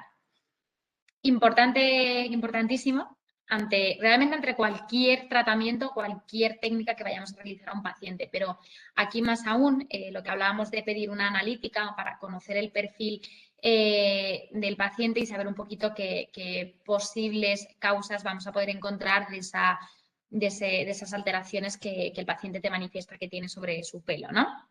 un perfil del hemograma completo. Sería interesante también el perfil férrico, por lo que os comentaba de las posibles anemias. Bioquímica para saber la función hepática y renal si vemos algún error. En el tema de las vitaminas, lo que nos vamos a fijar habitualmente es la vitamina D, el complejo B completo, la biotina, el ácido fólico, los minerales. Se sabe que bueno, pues el zinc además tiene bastante importancia y bastante peso en el tratamiento del pelo. Hormonas y las hormonas sexuales, pues para ver en este caso si se podría conocer que tuviera un síndrome hiperandrogénico o algo que nos ayudase a valorar la causa de esa alteración. Aquí estoy haciendo un poco resumen de todo, pero bueno, sí que sepáis que, pues por ejemplo, en el tratamiento de la alopecia androgenética, es lo que os decía, no vamos a hacer perder el tiempo al paciente con sesiones de PRP únicamente y de vitaminas si este paciente lo que necesita realmente es un tratamiento antiandrogénico. ¿Vale? Explorar siempre y tener claro ante lo que estamos. Si no tenemos claro ante lo que estamos, derivar, ¿vale? Siempre derivar. Súper rápido porque esto está centrado en el PRP, pero sí que explicaros un poco por qué se utilizan los fármacos antiandrogénicos. Este grupo de fármacos lo que realiza es una acción antagonista o incluso de supresión hormonal que es capaz de prevenir o de inhibir esos efectos biológicos que tienen las hormonas sexuales masculinas en los tejidos corporales, que en este caso sería en el pelo. Es decir, la célula tiene un receptor androgenético, que es lo que hace la hormona, se une a esa célula y ahí es donde vemos la caída del pelo. Y lo que hacen estos fármacos, como veis en el cuadradito azul clarito, es que se conectan a ese receptor para evitar que se produzca la conexión de la hormona con el receptor y evitando así la caída del pelo. Dentro, en el caso de la alopecia androgenética, aquí están algunas de las acciones que hace el PRP dentro del pelo, que bueno, lo hemos estado hablando anteriormente. Va a promover la proliferación de las células de la papila dérmica, va a proteger de la apoptosis, aumentando así la supervivencia. Como sabéis, la apoptosis es la muerte celular programada de la célula, pues nos va a proteger un poco de eso, que va a ser clave en el alargamiento del eje del pelo, va a incrementar el grosor del epitelio, va a proliferar, estamos poniendo de forma exógena o estamos consiguiendo de forma exógena que se produzca esa proliferación de fibras de colágeno, de fibroblastos, de elastina y de ácido hialurónico. Vamos a incrementar el número de vasos sanguíneos en la periferia de ese folículo, como os decía, esa angiogénesis, evitando las condiciones isquémicas cutáneas, y vamos a aumentar las estructuras vasculares alrededor de los folículos del pelo. Así un poco qué tipos de tratamientos hay dentro del pelo, ¿no? Esto sobre todo para aquellas personas que sea como vuestro primer contacto con el mundo de la tricología. Por supuestísimo, no vale todo para todos. Esto no es como en trauma, que a mí me dicen, sí, dolor, paracetamol cada 8 horas. Aquí no vale. Aquí no vale, aquí hay que individualizar muchísimo y sobre todo hay que negociar mucho con el paciente. ¿Por qué digo esto? Porque estamos hablando de algo privado, algo que el paciente tiene que pagar, entonces es algo que el paciente tiene que querer. Es decir, vosotros podéis hacerle un plan de, mira, pues vamos a hacer una técnica de mesoterapia con vitaminas al mes, cada 3 meses vamos a intercalar con PRP, después vamos a hacer cada 3 meses una técnica de dutasteride. Vale, pero si el paciente no lo puede pagar o no está dispuesto a someterse a eso, ahí tampoco está mucho en vuestra mano. Y luego es importante que sepáis que el paciente de pelo, el paciente de trico, sabe mucho. Es un paciente que mira muchísimo en internet, que lee un montón, que miran, claro, ellos están mirando todas las opciones que tienen antes del trasplante capilar habitualmente. Entonces, es cierto que miran mucho y, bueno, saben mucho o a veces saben demasiado y esa información está un poquito, vamos a decir, intoxicada, ¿no? Porque os vais a encontrar paciente que a lo mejor le decís, mira, necesitas dutasteride y te va a decir, no, porque es que he leído que te baja la libido, que produce impotencia, ¿qué tal? Es cierto, pero no siempre en todos los casos. Entonces también hay que valorar si el riesgo-beneficio de ese tratamiento merece la pena.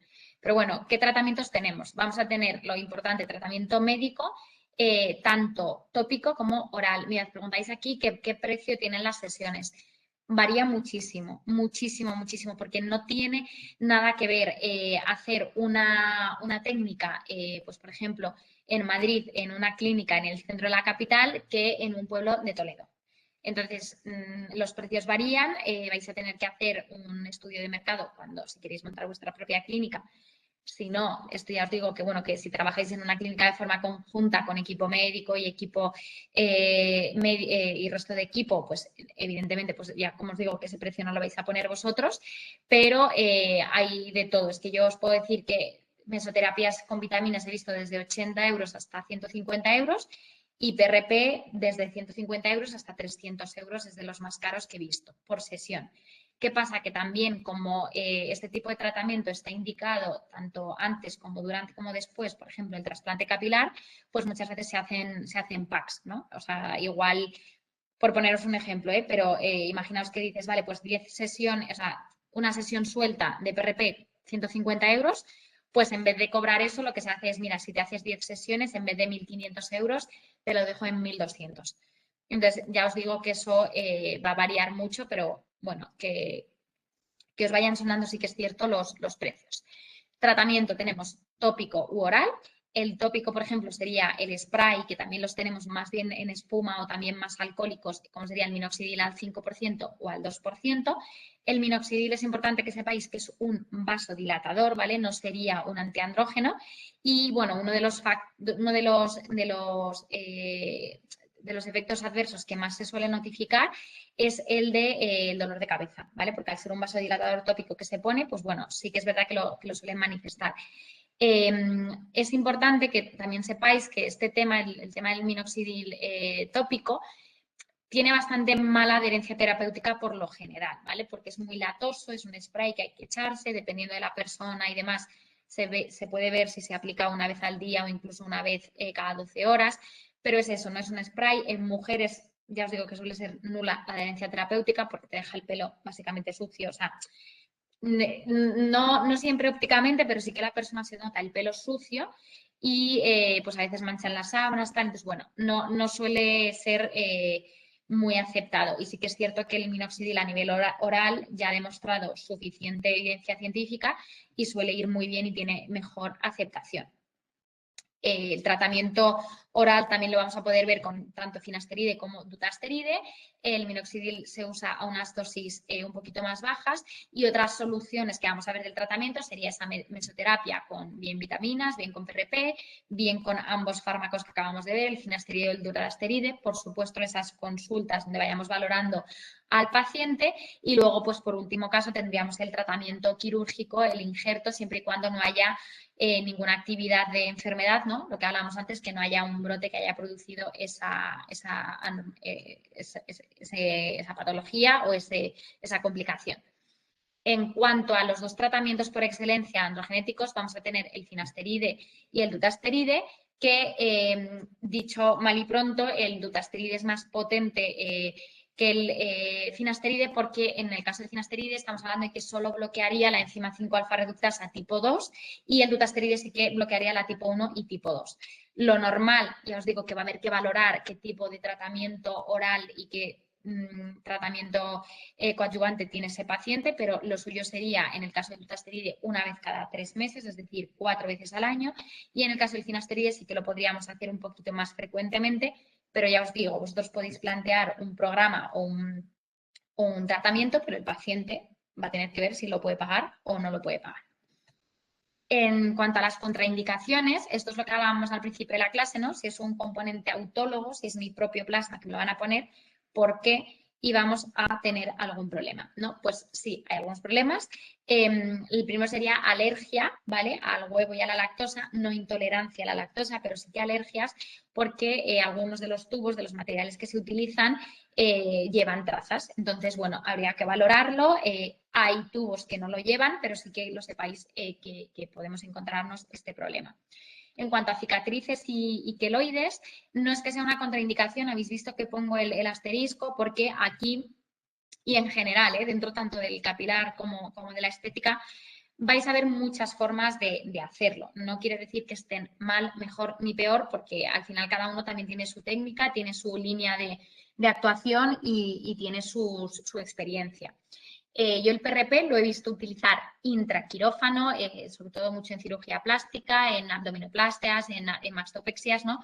Donde en el momento en el que como le vas a hacer al paciente un preoperatorio, pues le sacas unos cuantos tubitos más y se lo pones en la herida, ya os digo, intraquirófano para que vaya mejor esa cicatrización posterior. ¿Qué pasa? Que hay que tener cuidado porque es verdad que si es un paciente que tiene tendencia a hacer queloide y tú encima le metes factores de crecimiento, pues puede que la liéis. Vamos a tener como tres márgenes, ¿no? El intraoperatorio, el postoperatorio inmediato y el posoperatorio tardío o incluso cuando estamos hablando de cicatrices que son de hace 10 años. Va fenomenal, se puede utilizar y mi consejo aquí siempre es un poco siempre y cuando os cuadre lo que veáis, pero donde fuereis, haz lo que viereis y un poco dejaos guiar por los profesionales con los que empezáis a trabajar y su experiencia y lo que os van diciendo que ellos utilizan, ¿no? Porque sí que podría ser pues viable, no vais a encontrar bibliografía de diferentes etapas de la herida, pero sí que sepáis, ¿no? Porque, por ejemplo, para un queloide esto se podría tratar por una herida de cesárea. ¿Yo puedo tratarla? Sí. Ahora, un queloide no, porque un queloide sabéis que la elección para el queloide es volver a abrir, tratamiento quirúrgico y que cierre por segunda intención de nuevo para ver si lo hemos conseguido disminuir un poquito. Cuando veamos, pues por ejemplo, un cáncer de piel o una lesión precancerosa, un vaso celular, evidentemente no vamos a meter factores de crecimiento dentro de esa lesión. Cuando veamos que el paciente tenga alteraciones hematológicas, paciente inmunodeprimido con anticoagulantes, una conectivopatía grave, que presente un lupus, una dermatomiositis o embarazadas y lactantes. Embarazadas y lactantes no son contraindicaciones absolutas, es decir, probablemente habría momentos en los que sí que se podría hacer, pero como sabéis, en general en estética hay que valorar siempre el riesgo-beneficio. Obviamente, un paciente con, pues no sé, un cáncer gástrico no se va a plantear de me pongo no quimios y se me cae el pelo. ¿Qué quiero decir con esto? Que el riesgo-beneficio que se valora en ese tipo de tratamiento, que estamos hablando de una enfermedad pues, donde te va la vida, evidentemente vamos a realizar el tratamiento aún con los efectos adversos. Ojo que también lo puede decir el paciente, pero es cierto que en estética nunca vamos a complicarnos la vida por una mesoterapia capilar. Sí que es cierto que os podéis encontrar que la paciente os diga, pues si no me lo haces tú, me voy a otro sitio. Bueno, pues que se vaya a otro sitio, pero no os metáis vosotros, no os compliquéis la vida con, pues eso, con un caso así. Precaución, porque como os digo, siempre, tanto el PRP como para cualquier otro tratamiento, y aquí pongo autólogo, pero realmente para todo, que garanticemos siempre que exista una relación beneficio-riesgo positiva y, por supuesto, que el paciente la acepte. ¿Qué efectos adversos vamos a tener? Pues realmente cuando aplicamos el PRP, los efectos adversos no son tanto los que se producen porque yo haya inoculado plasma rico en plaquetas, sino que son los propios de la técnica. Dolor, inflamación, eritema, hematoma o infección en caso de no hacer una asepsia correcta. En el caso de la asepsia, sé que Carmen nos lo ha contado, yo solo añadiría, y absolutamente de acuerdo con ella, a que tampoco utilicéis una clore, yo la que utilizo es una clore acuosa que vaya diluida. No utilizo la jabonosa porque puedo montar ahí la fiesta de la espuma y es bastante incómodo para realizar la técnica, y tampoco una alcohólica porque una que no se haya retirado bien, si la paciente luego sale a la calle y le da el sol y demás, podría decolorarle el pelo, ¿vale? Entonces simplemente añadiría que tengáis en cuenta no utilizar una con una concentración de alcohol muy, muy elevada.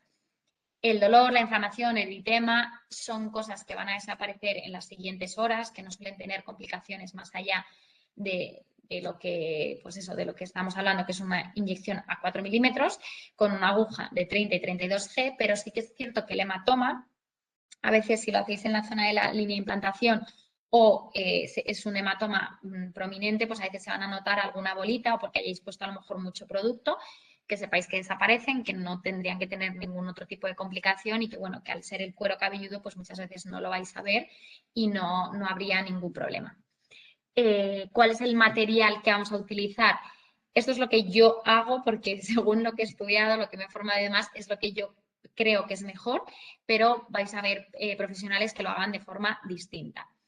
Jeringa de 1 mililitro, yo es mi recomendación para el pelo porque tiene su sentido. Si esta es la jeringa y estamos utilizando una jeringa de 10, de 20 mililitros, la presión que el émbolo hace para una aguja tan pequeñita como en el caso del plasma o el caso de las vitaminas, sale como una Karcher, o sea, sale a muchísima presión y duele. Entonces, cuanto más pequeñita sea la aguja, además, la jeringa, perdón, además vais a tener como más manejo y vais a ver que el émbolo va solo, creo que es bastante más cómodo. La aguja que vamos a elegir va a ser siempre cuanto más pequeña, mejor, pero luego vamos a ver también en función del fluido que vamos a poner, pues vamos a utilizar bien la de 30 o bien la de 32G, ¿vale? ¿Dónde vamos a ir? Vamos a ir a 4 milímetros. ¿Y qué aguja vamos a utilizar? La de 30G, que es un poquito más grande, como sabéis, a mayor número, menor calibre, es decir, cuanto más número tengo, más pequeñita es la aguja. La 32G habitualmente podéis encontrarla, por supuesto, de otros colores, pero casi todos las casas comerciales la hacen muy similar. La rosita sería la de 32G, que se va a utilizar pues, a lo mejor para la anestesia, para las vitaminas, que son un poquito más diluidas. Y para el plasma, el truco que yo enseño siempre a los alumnos es que el plasma es amarillo, pues uso la aguja amarilla. 30G.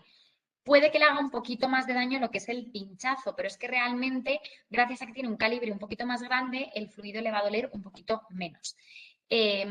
Ya os digo, podéis ver a profesionales, a compañeros que a lo mejor digan, bueno, pues yo utilizo una de 5 y pongo una aguja de 28 Gs. Pues bueno, no es cuestión de desprestigiar a nadie, pero que cada uno también va viendo su técnica y cómo lo ve mejor y realiza esta técnica.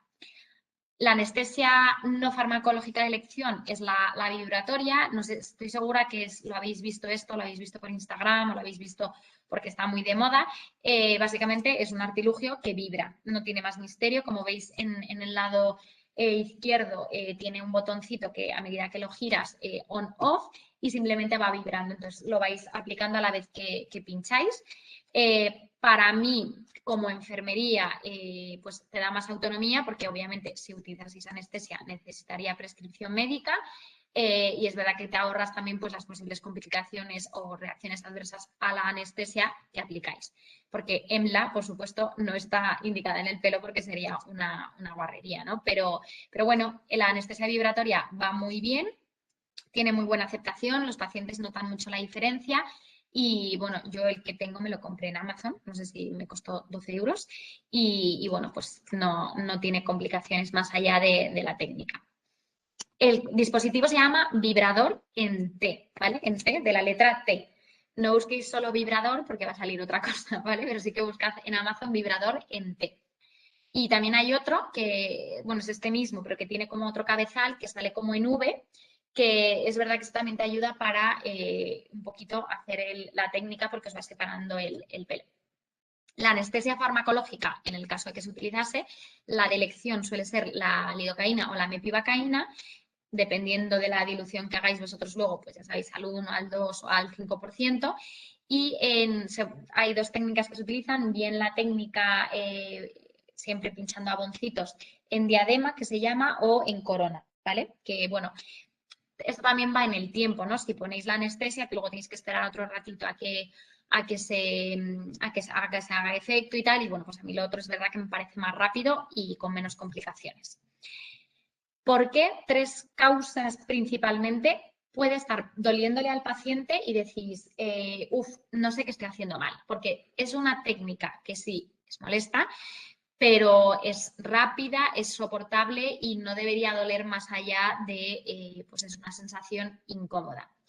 Una es porque estáis lo que os decía, ¿no? Habéis cogido una jeringa demasiado grande para lo que estamos haciendo. Al final estamos metiendo el plasma, que ya veréis que es un poquito viscoso, por una aguja muy pequeñita, ¿no? Pues ya os digo que sale a presión.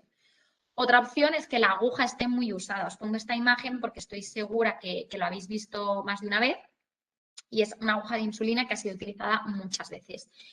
Carmen os ha enseñado fotos, si podéis ver en el perfil de la academia también algún vídeo donde se hacen muchos micropinchazos. Entonces, bueno, al final lo suyo es que cambiemos también esa aguja porque se desbisela, se pierde prácticamente el bisel, a vosotros os va a costar más entrar y además es que al paciente, o sea, lo notáis vosotros, pero es que el paciente también lo nota. Y en tercer lugar sería porque cuando habéis aspirado para coger ese plasma, habéis cogido eritrocitos y los eritrocitos escuecen. Entonces se nota, ¿no? El paciente te dice que nota un escozor. Si el paciente no lo aguanta y tenéis más plasma, pues os decía de sacar más tubos de lo que vais a necesitar y mejor que os sobre, pues lo suyo sería desechar ese plasma y cargar otra jeringa y seguir con la técnica. ¿Cuándo vamos a hacer? Pues ya os digo, aquí os dejo una diapositiva en función de si hago vitaminas, a nivel cosmético podría hacerse perfectamente cada 30 días, a nivel de estimulación incluso una vez a la semana. El plasma no sería necesario hacerlo con menos tiempo de una vez al mes porque realmente su pico de acción máximo estaría en un mes y tampoco tiene sentido hacerlo más frecuentemente. El dutasteride, como os decía, sí que vamos a esperar 3 meses y realmente vuelvo a lo de siempre. Es un tratamiento que hay que negociar. Vosotros podéis asesorar y podéis valorar y podéis aconsejar, pero también como es un tratamiento privado que va a tener que pagar el paciente, pues también va a tener que saber hasta dónde puede asumir y en base a eso muchas veces pues a lo mejor le haces un programa, por así decirlo, de un mes. ¿Cuánto se pone? Bueno, aquí he puesto 3, 4, 5, 6 mililitros, depende un poco también de la técnica que vayáis a poner. Y en el caso del dutasteride sí que es cierto que lo normal suele ser poner a lo mejor 2 mililitros y luego se puede diluir pues a lo mejor con vitaminas o con otro producto que queráis poner y se puede realizar el tratamiento. En cualquier caso, se puede mezclar todo, ¿vale? Es decir, vosotros podéis mezclar en una sesión el dutasteride con el plasma, se podría mezclar también con vitaminas, no pasaría nada, pero sí que es cierto que hay que ver qué le sirve y qué no le sirve al paciente y sobre todo qué puede producir alguna reacción o no. Entonces, mi recomendación en general es que lo vayáis realizando con cuidado y paso a paso. Ha preguntado por aquí una chica los efectos adversos del dutasteride. Los efectos del dutasteride son bastante serios, pero es verdad que no siempre se producen. ¿Cuál sí que sí, en todos los casos, es un fármaco teratogénico? Como sabéis, produce malformaciones en el feto, entonces hay que hablar tanto con el hombre como con la mujer si tienen deseos eugenésicos para que valoren si, como os digo, riesgo-beneficio. De hecho, se suele incluso pautar la píldora cuando están con este tratamiento, igual que cuando están con el Rafutan. También vamos a ver hirsutismo, ¿no? Se produce crecimiento del vello por la cara, baja de la libido, impotencia en el caso de los hombres. Entonces, bueno, pues es verdad que es un fármaco que hay que valorar muy bien, que no se me malinterprete, porque sé que no solo es estética, que hay pacientes que realmente el tema del pelo les afecta mucho, incluso en su vida privada, en su vida profesional de cara al público, etcétera, ¿no? Pero sí que es cierto que no estamos hablando tampoco de una enfermedad incapacitante como puede ser una diabetes o como puede ser otro tipo de enfermedades que sí que, bueno, pues que ahí se valora yo creo que de otra forma el riesgo o beneficio. ¿Qué técnicas existen dentro del PRP? Tenemos la de bioestimulación y la de NAPASH, pero en el caso del pelo la que se va a utilizar es la de bioestimulación, porque lo que hacemos es entrar, dejamos depósito y salimos. Entramos, dejamos depósito y salimos. No buscamos necesariamente ni una rapidez ni como se puede buscar en NAPASH, que sí que buscas pues eso, ¿no? Hacer 2-4 inyecciones por segundo. NAPASH sería lo más parecido a un Dermapen, pero a mano, ¿vale? Que es lo que os ha enseñado Carmen, ¿no? Pues como muchas microinyecciones rápidas y donde sí que la diferencia es que estamos manteniendo continuamente el envelope presionado, ¿no? Y estamos dejando todo el rato que salga fluido. En el caso de la bioestimulación, lo que hacemos es entramos, depositamos producto y salimos. En el caso, además, en el que, bueno, esto ya lo hemos visto, ¿no? Que haya que realizarse la técnica a favor del ángulo de implantación, vamos a tener especial cuidado cuando los pacientes hayan hecho un trasplante capilar, ¿no? Porque imaginaos que vienen para reforzar ese trasplante capilar y le hacemos una sesión de PRP y la liamos. Pues no va, probablemente no vuelva. En cuanto al PRP, que esto sí que es cierto, pues que igual que tenía varias particularidades, ¿no? Como que es un fármaco, cuando se vaya a utilizar la clínica o el centro donde se vaya a aplicar debe contar con una licencia especial que se debe solicitar y desde 2014, a través del Real Decreto Ley del 4 de julio, se hizo esta normativa porque, bueno, una de las cosas que se vio era que el PRP se utiliza muchísimo y de hecho ya os digo que fueron los primeros en el ámbito de la odontología. ¿Qué pasa? Que yo cuando estoy utilizándolo en odontología yo voy a cavidad sucia, que es la boca. Entonces es cierto que no se necesitaba ni se buscaba esa asepsia en la manipulación del plasma porque al fin y al cabo yo luego iba a la boca y me daba igual que no se hiciera en una campana de flujo laminar. ¿Qué pasó? Pues que empezó a haber una serie de cadena de contagios de hepatitis, que estoy segura que alguien, vamos, de los que estáis aquí, conocéis a alguien o habéis escuchado que le habían pegado una hepatitis en una clínica dental, ¿no? Entonces, bueno, pues por control se hizo esta normativa en la que se debe hacer un test de serología rápido. Otra opción es que el paciente lo traiga porque se lo haya hecho en su centro de salud o porque se lo hayan pedido a él, pero sí que es cierto que debería tener una vigencia de menos, o sea, que tiene que haberse hecho en menos de un mes, ¿vale? Si te trae uno de hace 4 meses, pues han podido pasar muchas cosas y no nos valdría. Otra cosa que tenemos que tener en cuenta es que al no ser un tratamiento médico en el sentido estricto de salud, sino que es una técnica privada estética, otra de las cosas que sí que se contempla es que puedes negarte a realizar el tratamiento en caso de que el paciente, por ejemplo, presente VIH. ¿Qué quiero decir con esto? Tú en el hospital te viene un paciente con VIH y tú no te puedes negar a atenderle. O bueno, está también el principio de no maleficencia en el caso de que, vale, que tú no quieras, pero te buscas un poco la medida, ¿no? Imaginaos una paciente embarazada que dice, ay, me da miedo, porfa, y se lo pide a una compañera, ¿no? Eso, por supuesto, que se hace, pero en este caso, al no ser un tratamiento médico estricto como tal, tú podrías negarte a realizarle el tratamiento, es decir, oye, mira, no me quiero exponer a manipular este componente biológico, y no estarías haciendo un delito de discriminación, ¿vale? Está contemplado que puedes negarte a realizar este tratamiento. Para la obtención del PRP se divide en 2 sistemas.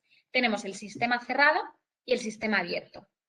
El sistema cerrado es lo que se llaman kits desechables, ¿vale? Os he traído aquí un ejemplo de estos kits en lo que aquí no se incluye absolutamente todo lo que vamos a utilizar para el tratamiento.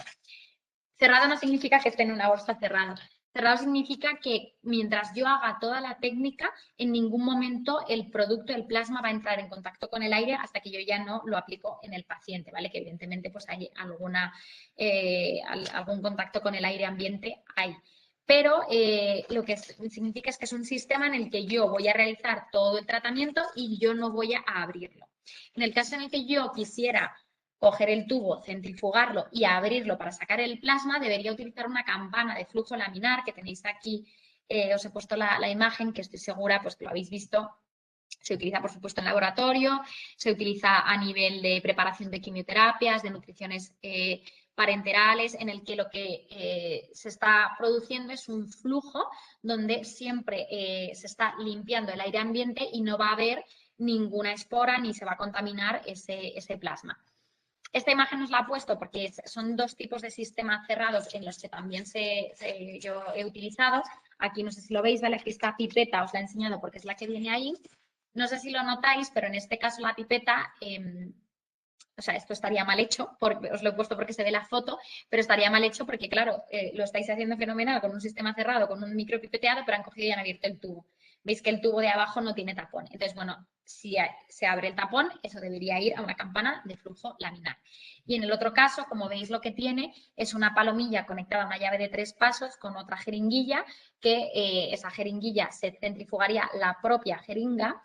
Uno de los sistemas que hay muy buenos es el de Croma, por ejemplo, que se centrifuga la propia jeringa y luego con la llave de 3 pasos paso el plasma a la otra y en ningún momento he tenido el sistema abierto. Un poco así, por resumir, esto que hemos contado sería: 1, extraigo la sangre del paciente, que como acordaos la imagen que os ponía, que del tubo más o menos la mitad era plasma. Pues yo lo que os digo siempre es que saquéis el doble de volumen de lo que queréis inocular. Es decir, yo quiero poner 5 mililitros de plasma, pues mínimo, mínimo, mínimo voy a sacarle 10 mililitros de sangre para que yo al centrifugar obtenga la mitad.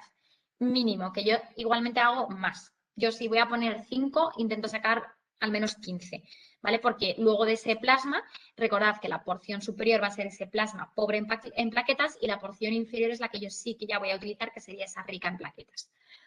El tubo que sea estéril y que, como decíamos al principio, contenga citrato sódico como anticoagulante al 3,8%.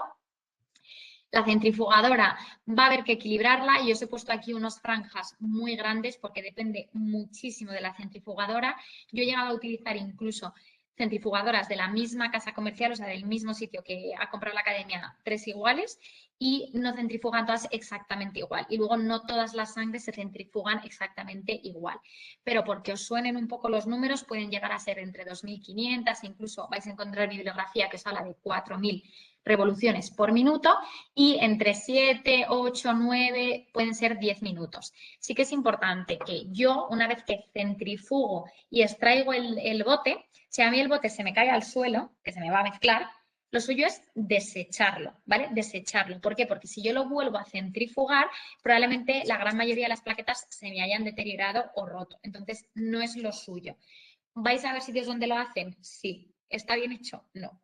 Y luego, por otro lado, estamos en el caso de que yo extraigo el tubo de la centrifugadora y digo, uy, todavía lo veo un poco turbio y veo que todavía no está centrifugado al completo. Sí que lo puedo volver a introducir y darle 2 minutitos más, porque ya estaríamos hablando de una centrifugación incompleta, ¿vale? Pero no, imaginaos, después de haberlo puesto 9 minutos, que se me mezcle y volver a poner otros 9 minutos. Estaría sufriendo una centrifugación de 18 minutos ese plasma, pues que probablemente no salga de la forma más, con la mayor calidad. Después de eso, extraeríamos ese PRP, ese plasma, y por último lo que haríamos es activarlo con cloruro cálcico al 10%. Hay dos posibles expresiones de cloruro cálcico que yo he visto en España, que son o bien las fórmulas magistrales al 10% o la típica ampolla del hospital. Se utiliza mucho en cardio, como sabéis, el cloruro cálcico, que vienen en ampollas de 10 mililitros y viene expresado como 9,13 miliequivalentes. Al caso, no importa, vamos a utilizar siempre lo mismo. ¿Y cuánto vamos a utilizar? 0,05 de cloruro cálcico por cada mililitro de plasma. Es decir, si la aguja es así, ¿no? La jeringa, perdón, va a ser muy poquito, 0,05 y luego el resto lo relleno de plasma, ¿vale? Sí que es cierto que además hay bibliografía en la que dice que esa activación del plasma dura 10 minutos. Entonces, lo suyo es que tú cargues una jeringa, la pongas. Cargues una jeringa, la pongas. También vais a ver gente que carga las 10 jeringas que le vaya a poner y las deja ahí preparadas. ¿Qué pasa? Si el paciente os dice que necesita ir al baño, a vosotras os llaman, pasa algo, tenéis que hacer un parón y tal, lo suyo sería que se desechasen. Entonces, bueno, a mí personalmente el consejo que os doy es que vayáis cargando una, administrándola, cargando una y administrándola. ¿Cuáles son los beneficios que vamos a poder ver estos resultados por la aplicación de plasma rico en plaquetas? Pues vamos a ver un aumento de la ocupación folicular, incluso hasta un 20% en el mejor de los casos, va a aumentar la resistencia del cabello y vamos a engrosar la queratina, se evita la rotura del cabello y también la caída, aumenta la vascularización del folículo, por tanto, a más vascularización, más nutrientes y más oxígeno, va a frenar, es decir, en este caso no solo no está contraindicada, sino que ayuda en la dermatitis seborreica y aumenta esa velocidad de regeneración. Esta sería la clase, yo creo que me he extendido 5 minutitos más, pero voy a ver si tenéis alguna duda y a ver, me voy al panel. Y voy a ver aquí si tenéis alguna preguntita más. Yo creo que las hemos ido respondiendo todas. Citrato sódico, ¿al cuánto? Citrato sódico, el que lleva el tubo es al 3,8%. Ya os digo que no os preocupéis porque los kits, estos kits se venden. Literal, buscáis en Google kit cerrado para plasma rico en plaquetas y os vienen ya preparados. Y es el tubo de coagulación del hospital típico. Ya os digo que llevan siempre ese anticoagulante. ¿Cuánto producto se ofrece? A ver, estas preguntas me hacen mucha gracia. La de cuánto producto y también el ángulo. Porque ninguno vais a sacar la escuadra y el cartabón cuando estéis allí pinchando y porque, no me estoy riendo, que es un poco en tono de humor. Y también el producto, porque aunque yo os dijera que vamos a poner 0,001, vais a ver que es complicado, ¿no? Entonces, bueno, lo suyo es un poquito que vamos a ir a toque, pero bueno, se puede poner entre 0,001 y 0,05. ¿Vale? A ver, está ya de Mamen y bueno, yo creo que ya estaría, voy a ver aquí en el chat si tenéis alguna más. Muchas gracias. Ah, vale, que ya os ha gustado. Muy bien, muchas gracias, Pedro.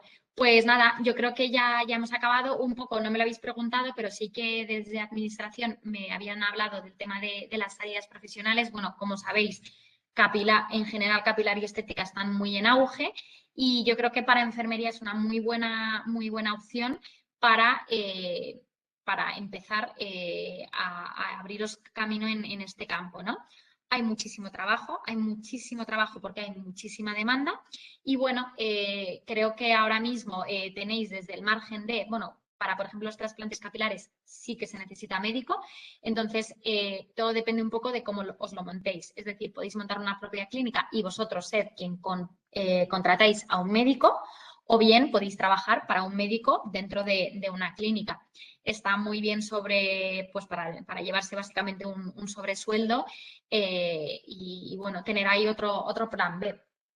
Decís por aquí, ¿es preferible usar Dermapen o aguja?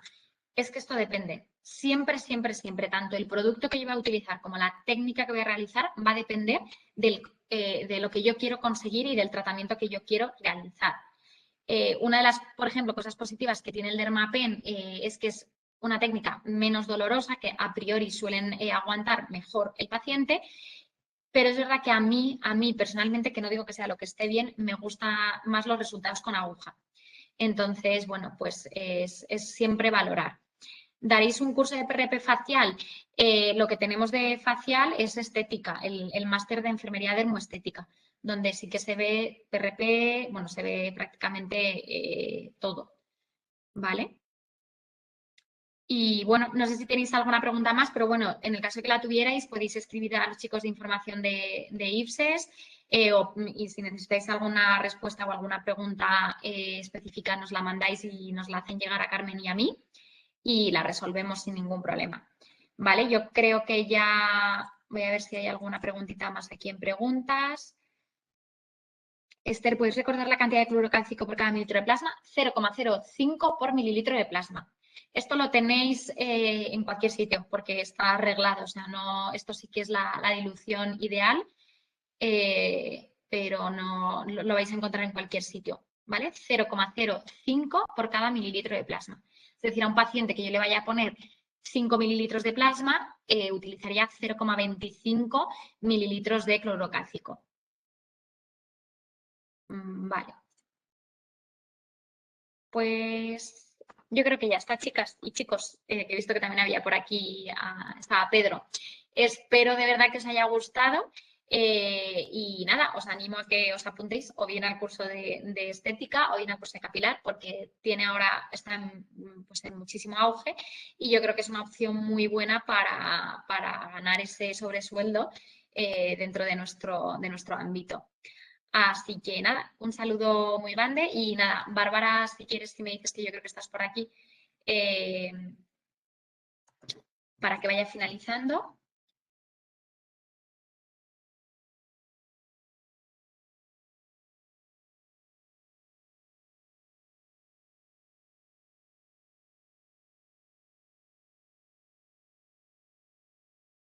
Vale, genial. Pues nada, ya me ha dicho Bárbara que está todo perfecto. Muchísimas gracias a todos. Habéis sido unos oyentes fantásticos y muchas gracias por las preguntas. Hasta luego.